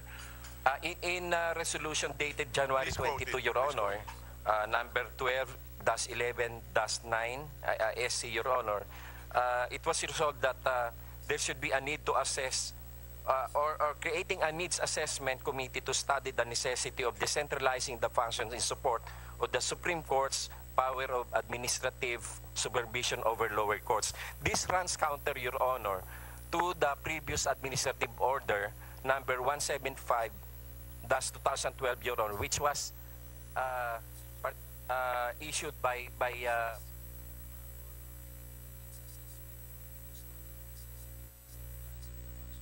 Okay. Kasamang Konde? Yes, kasamang Lourdes. Ngayon ay ongoing na inilalatag ni Atty. Larry Gadon kay House Committee on Justice Chairman Reynaldo Umali at pinag-uusapan nga nila itong yung 27 Act o yung mga allegations laban nga kay Supreme Court Chief Justice Maria Lourdes Sereno. At ito yung kanilang pag-aaralan ngayon at i-determine na kung may probable cause. Hiniling din ni Gadon yung pagpapatawag sa ilang mga testigo na nais niyang ipaharap dito sa komite para nga tumayo sa kanyang mga itinampang reklamo laban sa Chief Justice. At mamaya ay patuloy pa rin itong nangyayari nga pagdinig sa House Committee on Justice at mamaya magbabalik tayo para sa ilan pang mga updates. Yan muna ang pinaka-huling nagaganap dito. Kasama mo sa kamera, Radyoman Conde Batak ng DZXL 558 sa Task RMN. Maraming salamat si Radyoman Conde Batak. Mga kasama, tuloy-tuloy po na iahatid po namin sa inyo ang mga mangyayari dyan sa Kongreso. Kaugnay pa rin sa mainit na usapin na after ni Chief Justice Renato Corona, ito po, isang Chief Justice na naman ang pina-i-impeach at yan po yung pinag-uusapan ngayon ng House Committee on Justice. At yung ilan pa rin po sa ating mga balita, ating pong babalikan. Oras natin mga kasama, 11:51. Sa pagsasahimpapawid ng ikawalong taon ng Radyo mo sa Nutrisyon, inilulunsat ang tema ng Nutrition Month ngayong Hulyo, Healthy Diet, Gawing Habit, for Life. Para sa mga buntis, kailangan mo ng dagdag na sustansya, kasama ang protina, iron, calcium, vitamin C at iodine at tubig. Kumain ng dagdag na masustansyang pagkain. Sa oras na si baby ay maisilang, 6 na buwang eksklusibong pagpapasuso ang sundin. Sundan ito ng masustansyang karagdagang pagkain mula 6 na buwan habang patuloy pa rin ang pagpapasuso hanggang sa edad na 2 taon o higit pa. Pinaalalahanan ang lahat na kumain ng iba't ibang pagkain araw-araw upang makuha ang iba't ibang sustansyang kailangan ng katawan. Hinay-hinay sa pagkain maalat, mamantika at matatamis. Go, Grow at Glow Foods. Ito ang dapat na laman ng pinggang Pinoy para kumpleto at balanse ang diet. 5 dulot ng gulay at prutas kada araw. Samahan din ng malinis na tubig. Healthy diet, gawing habit for life. At para sa dagdag na kaalaman at masustansyang talakayan, ang pakikinig ng Radyo mo sa Nutrisyon Year 8 ay gawin dig habit para mas marami ang makaalam ng wastong nutrisyon. Ang Radyo mo sa Nutrisyon ay maririnig na sa 7 pang istasyon, sa DYHP 612 RMN Cebu, sa DYHP 747 RMN Bacolod, sa DYKR 1161 RMN Kalibo, sa DXDC 621 RMN Davao, DXB DC693 RMN Butuan, DXDR 981 RMN Dipolog at sa DXMB 648 RMN Malaybalay. Bilang pasasalamat sa patuloy ninyong pagtangkilik, ang maswerteng mananalo ng tig 200 pisong cellphone load sa Text Question of the Week contest kung dati 10. Ngayon, 1 dosena na, 1 taon na malusog na talakayan ang muli nating pagsasaluhan tuwing Sabado, alas 12:30 ng tanghali. Dito lang sa Radyo Mo sa Nutrisyon, Year 8. Patuloy ninyong mapapakinggan ang inyong paboritong host, ang Nina ng Nutrisyon, si Assistant Secretary of Health, Bernie Flores, at Rod Marcelino, hatid sa inyo ng National Nutrition Council. Sa nutrisyon, kabalikan niyo sa kinabukasan mula sa National Nutrition Council. Tamang impormasyon. No matter what they tell us. Two of the most successful boy bands in British music chart history, Keith Duffy of Boyzone and Brian McFadden of Westlife, have gotten together to form Boys Life. Boys Life, performing a selection of Boyzone's and Westlife's greatest hits. It's only words. December 4 at the Kia Theater. Boys Live, live in Manila. Tickets at ticketnet.com.ph and all regular Ticketnet outlets. It's all about stories, laughter, and the music of Boyzone and Westlife. Boys Live from Ovation Productions and DZXL 558. Please pray for me. Watch Brian McFadden of Westlife and Keith Duffy of Boyzone relive the best moments of their career and perform their hits live in Manila on December 4 at the Kia Theater. Boys Life is presented by Ovation Productions. Ticket prices are 5,750 pesos, 4,750 pesos, 3,750 pesos, 1,750 pesos, and are available at www.ticketnet.com.ph and all regular Ticketnet outlets. DZXL Special Coverage. At mga kasama, nagpapatuloy po itong deliberasyon naman sa Kongreso ng House Committee on Justice, kaugnay pa rin sa impeachment complaint laban kay Chief Justice Maria Lourdes Sereno. Samantala, yung mga balita na inyong dapat abangan maya-maya lamang sa RMN News Nationwide, The Sound of the Nation. Ito yung mga aligasyon laban kay Supreme Court Chief Justice Maria Lourdes Sereno, inilatag na sa House Committee on Justice. Peace Advisor Secretary Jesus Dureza umaasa pa ring matutuloy ang peace talks sa NPA sa kabila ng mga naging kautusan ng Pangulo. Ang pamunuan ng 61st Infantry Battalion ng Philippine Army sa Isla ng Panay, naghihintay na lang na madeklarang terorista na etong grupo ng NPA. Mga namataan na foreign-looking national, patuloy na biniberipika ng Armed Forces of the Philippines sa North Cotabato.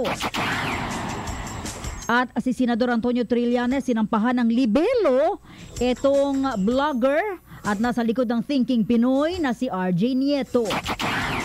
O yung procurement process sa 5-year driver's license card ipinitisyon sa Korte Suprema. At yung pagsasampa naman ng kasong plunder sa mga opisyal ng Aquino administration binatikos ng liderato ng Liberal Party. Ilan lamang yan sa mga balita, mga kasama. Ako pong inyong radyoman, Lourdes Escaro. DZXL News Break.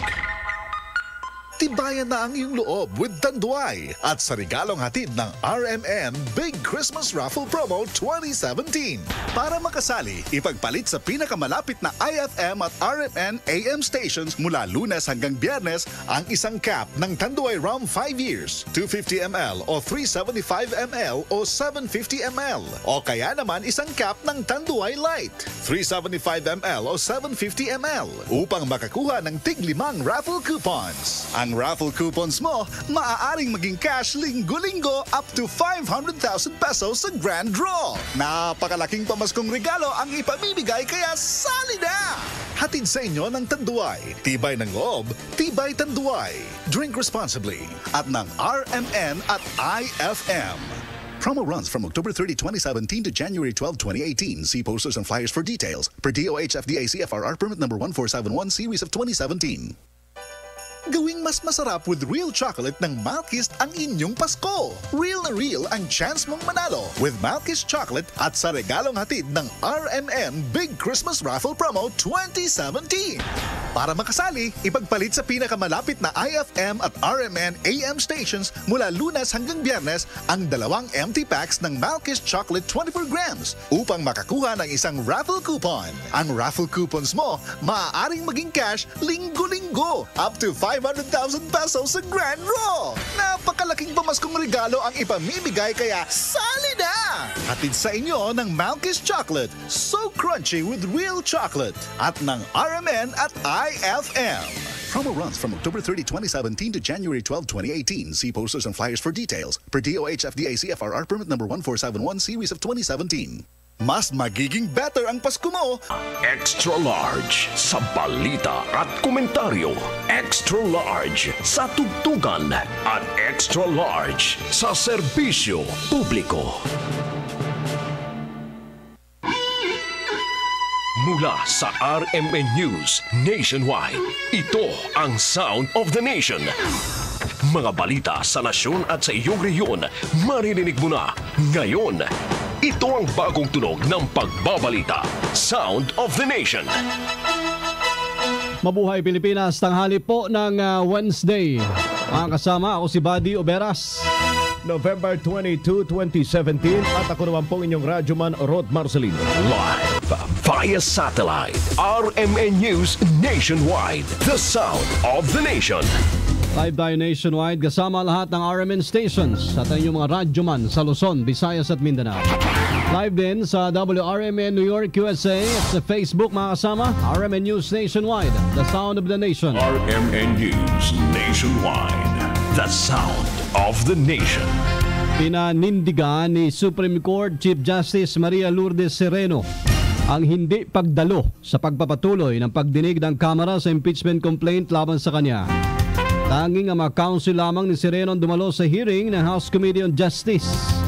Sa impeachment proceedings para sa finding ng probable cause, tanging ang complainant na si Attorney Larry Gadon at respondent na si Chief Justice Sereno ang imbitado. Hindi naman pinayagan po ng komite ang motion na makilahok pa ang mga hindi member ng Committee on Justice sa pagdinig.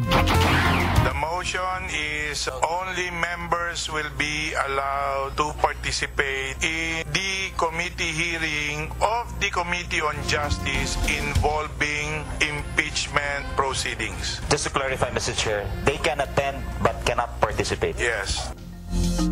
Samantala, wala muna mga testigo ang iniharap dahil sa inaasahang magbibigay lamang ang complainant na si Attorney Gadon ng listahan po ng mga witnesses para maimbitahan naman ito sa susunod na hearing. RMN News, The Sound of the Nation. Report. Mga alegasyon naman laban kay Chief Justice Sereno inilatag na sa House Committee on Justice. Ang kasama mo sa balita, Radyoman Conde Bata. Inalalatag na ngayon ng complainant na si Attorney Larry Gadon ng 27 acts o allegations laban kay Supreme Court Chief Justice Maria Lourdes Sereno. Ilan sa mga reklamo na ibinabato laban kay Sereno ay ang falsification sa mga resolusyon ng Korte Suprema, pakikialam sa JDC shortlist, pagdedesisyon na walang konsultasyon mula sa ANBAG, pagmanipula at sobrang paggamit ng kapangyarihan sa Korte Suprema at ang magagarbong biyahe din ito sa lokal at abroad at ang hindi tamang deklarasyon ng kanyang salin. Ang mga nasabing alegasyon ang magbibigay-bigat naman sa impeachment case laban kay Sereno para sa pagdetermina ng probable cause. Pero dahil ito'y nabanggit at naisa-isa na rin ni Justice Committee Chairman Reynaldo Umali kanina, hiniling na lamang na ipatawag si Supreme Court Associate Justice Teresita Leonardo de Castro para patutuhanan ng mga reklamo laban sa punong maestrado. Samantala, ibinasura din ng komite ang gawin ni Sereno na payagan itong i-represent o katawanin ng kanyang nag-iisang abogado at payagan makapag-cross-examine ng mga ito sa mga saksi. Lumabas naman na ng kwarto ang mga abogado ni Sereno matapos matalo sa botong 34 sa kanilang motion. Sinabi ni Attorney Alex Poblador na hintay na lamang din ang pag-akit ng bubuuing articles of impeachment at sa impeachment court sila babawi na maipagtanggol itong si Sereno. Kasama mo sa kamera, Radyoman Conde Batak ng DZXL 558 sa TAC RMN. That portion was brought to you by Kala Detergent Floral Fresh. Kahit madaming labada, ang fresh mo, girl. RMN News Nationwide. the sound of the nation. Alas 12:03 sa RMN News Nationwide, the sound of the nation. Inamon po ni Pangulong Rodrigo Duterte si Supreme Court Chief Justice Maria Lourdes Sereno na mag-imbestiga kung totoong siya ang may pakana sa kinakaharap na impeachment complaint laban sa kanya sa Kongreso. Ayon kay Pangulong Duterte, pwedeng imbestigahan ni Sereno sa buong bayan at i-commission pa ang mga investigative journalist para alamin kung may kinausap siya kaugnay sa kanya impeachment. Pero inihayag ng Pangulo na inilabas lamang nito ang sentimiento ng taong bayan kaugnay sa mga first-class travels ni Sereno at pag-check-in sa mga presidential suite sa mga hotel. Matatandang inihayag ni Sereno na si Pangulong Duterte nasa likod na impeachment complaint batay na rin daw sa mga pahayag ng Pangulo sa publiko. Sa iba pang mga balita, mga kasama, tuluyan naman pong kinansela ng Duterte administration ang lahat ng mga nakaplanong meeting o pag-uusap sa Communist Party of the Philippines, New People's Army, National Democratic Front. Ito mismong kinumpirma ni Presidential Advisor on the Peace Process, Jesus Doresa, kasunod ng direktiba ni Pangulong Rodrigo Duterte na wala nang mangyayaring peace talks sa mga komunista. Kahapon ang nandigan din si Pangulong Duterte na walang ipatutupad na ceasefire o tigil putukan sa mga komunistang rebelde ngayong darating na Kapaskuhan. Ayon sa Pangulo, wala nang saysay na kausapin pa ang mga rebelde. Nabi ko kay Doresa pati kay Belio, you tell the guys there sa Netherlands, I am no longer available for any official. Gira na lang tayo. Samantala, inaayos na rin ng pamahalaan ang proseso para tuluyan na pong maideklara bilang mga terorista ang NPA. RMN News, the sound of the nation. Peace Advisor Secretary Doresa, umaasa pa rin pong matutuloy ang peace talk sa NPA sa kabila na naging kautusan ng Pangulo. Para sa detalye si Radyoman Deo de Guzman. Ang kanselasyon ng lahat ng pulong ng gobyerno sa Communist Party of the Philippines, New People's Army, National Democratic Front o CPP, NPA, NDF para sa peace talks ay umaasa pa rin si Presidential Peace Advisor Secretary Jesus Doresa o Jess Doresa na hindi pa tuluyang magsasara ang pinto ng dalawang panig para sa kapayapaan.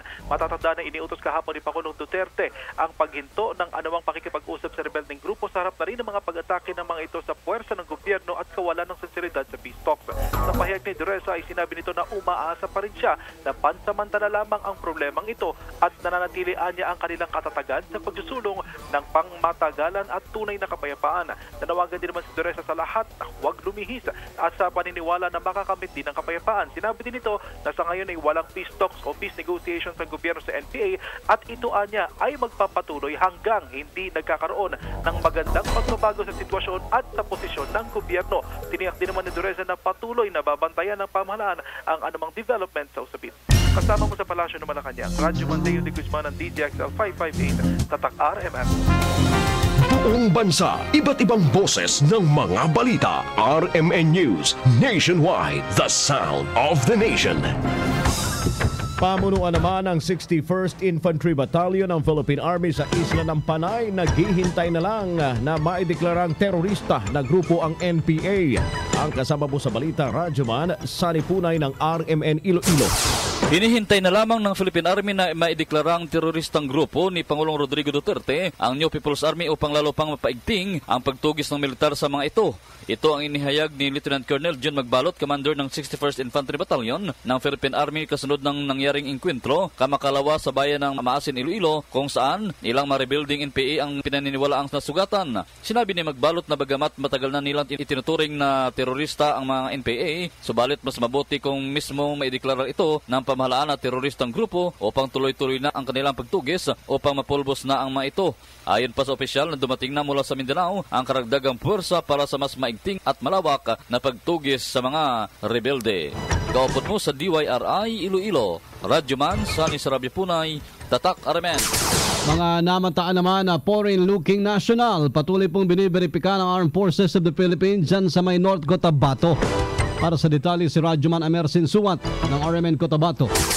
Hindi pa sa tiyak kung literal na mga dayuhan o foreign-looking lang ang kasama sa mga tinutugis ngayon na pinaniniwala ang ISIS-inspired group na pinamumunuan ni Abu Turaifi, ang leader ng Jamatul Muhajirin Al-Wansar na nauna nang tumiwalag sa Bangsamoro Islamic Freedom Fighter sa hangganan ng Barangay Bentangan at Barangay Tunganon na nasasakupan ng Bayan ng Carmen sa North Cotabato. Ayon kay CMO Battalion Commander at Task Force Central Spokesperson Colonel Jerry Bisana, nagmula sa mga residente sa lugar ang impormasyon na may namataan silang foreign-looking sa lugar. Ngunit ayaw itong kumpirmahin ng opisyal, ngunit hindi naman nila ito pinagsasawalang bahala. Sa kasalukuyan ay nagpapatuloy ang operasyon ng militar at MILF laban sa naturang grupo. At yan ang report, Amir Sinsuat ng DZXL RMN Cotabato.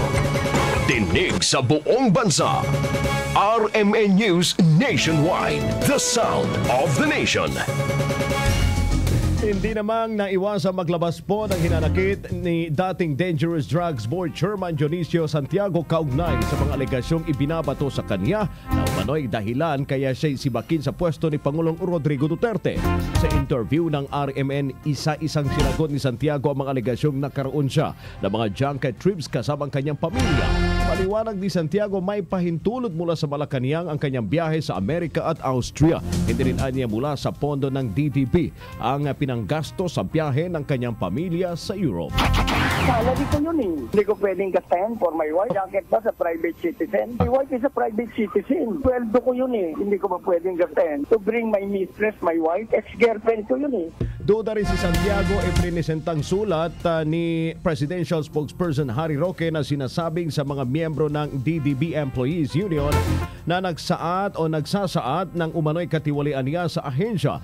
Sinabi ni Santiago na bagamat mayroong tauhan ang DDB na si Priscilla Herrera, ang pangalan ay itinanggi niya na siya ang sumulat sa Malacanang.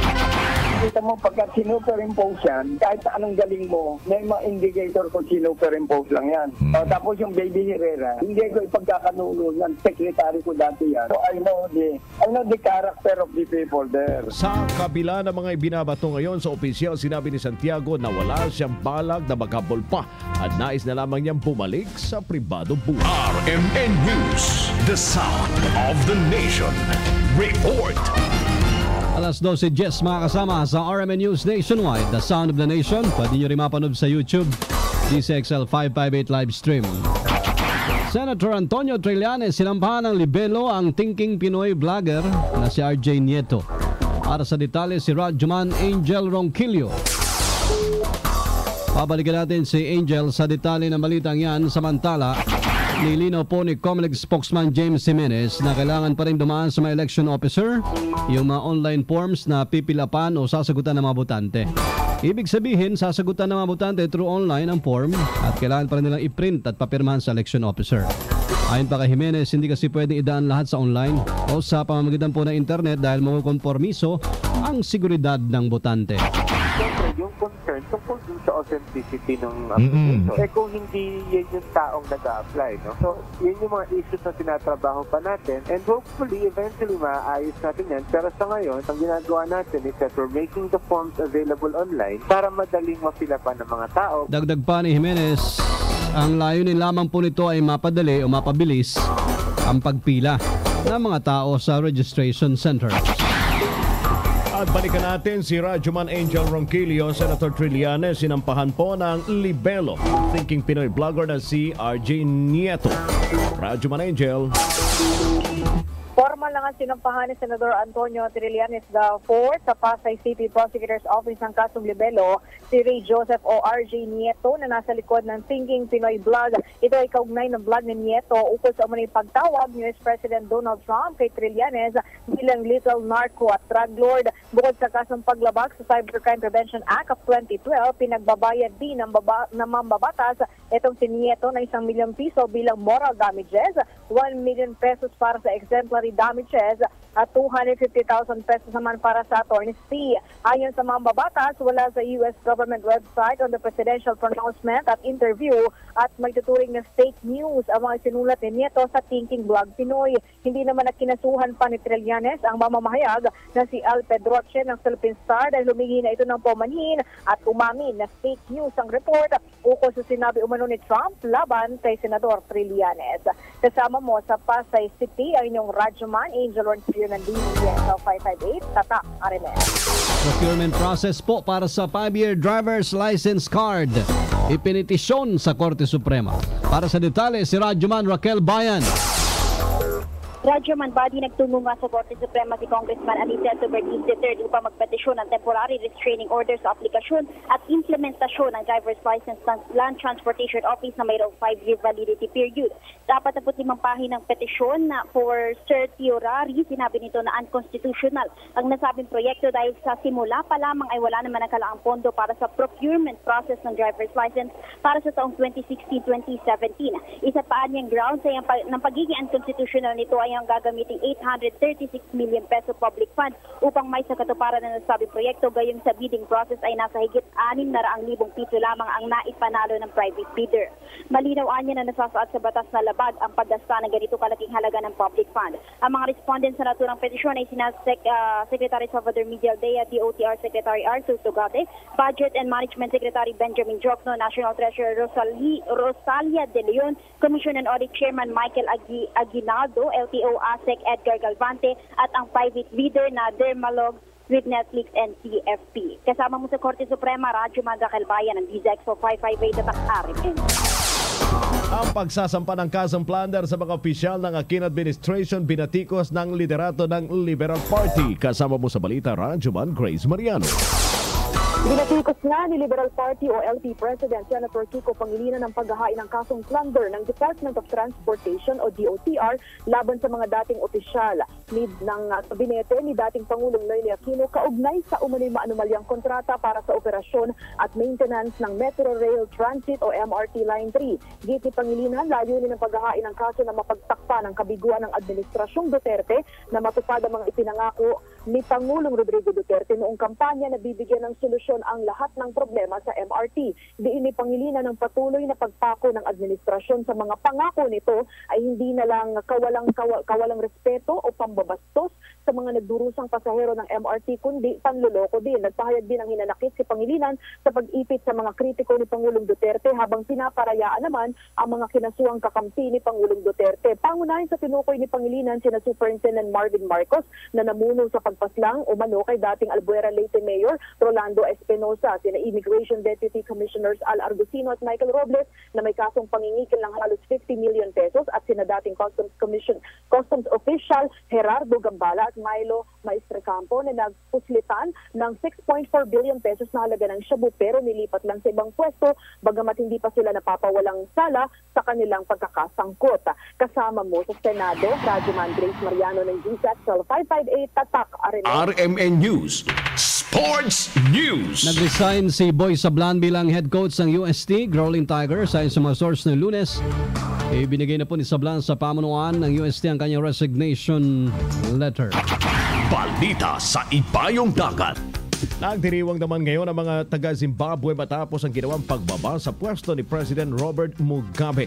Nagbistulang isang malaking street party ang malaking bahagi po ng bansa kung saan bitbit ng mga mamamayan ang kanilang bandila.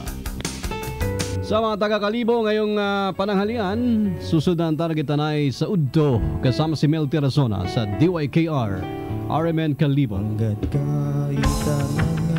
Kasama nyo sa bagong tunog ng pagbabalita yung mga radyoman. Ako po si Buddy Oberas. At Boss Buddy, gusto ko lang batiin ng happy birthday ang aking ina ngayong araw. Nakikinig sila ngayon. Happy birthday. Kay Mama Bernardita Carion Marcelino. Sa Buanga. Happy birthday po. At mga kasama, ako noon po inyong radyoman Rod Marcelino. Ito ang RMN News Nationwide. The Sound of the Nation.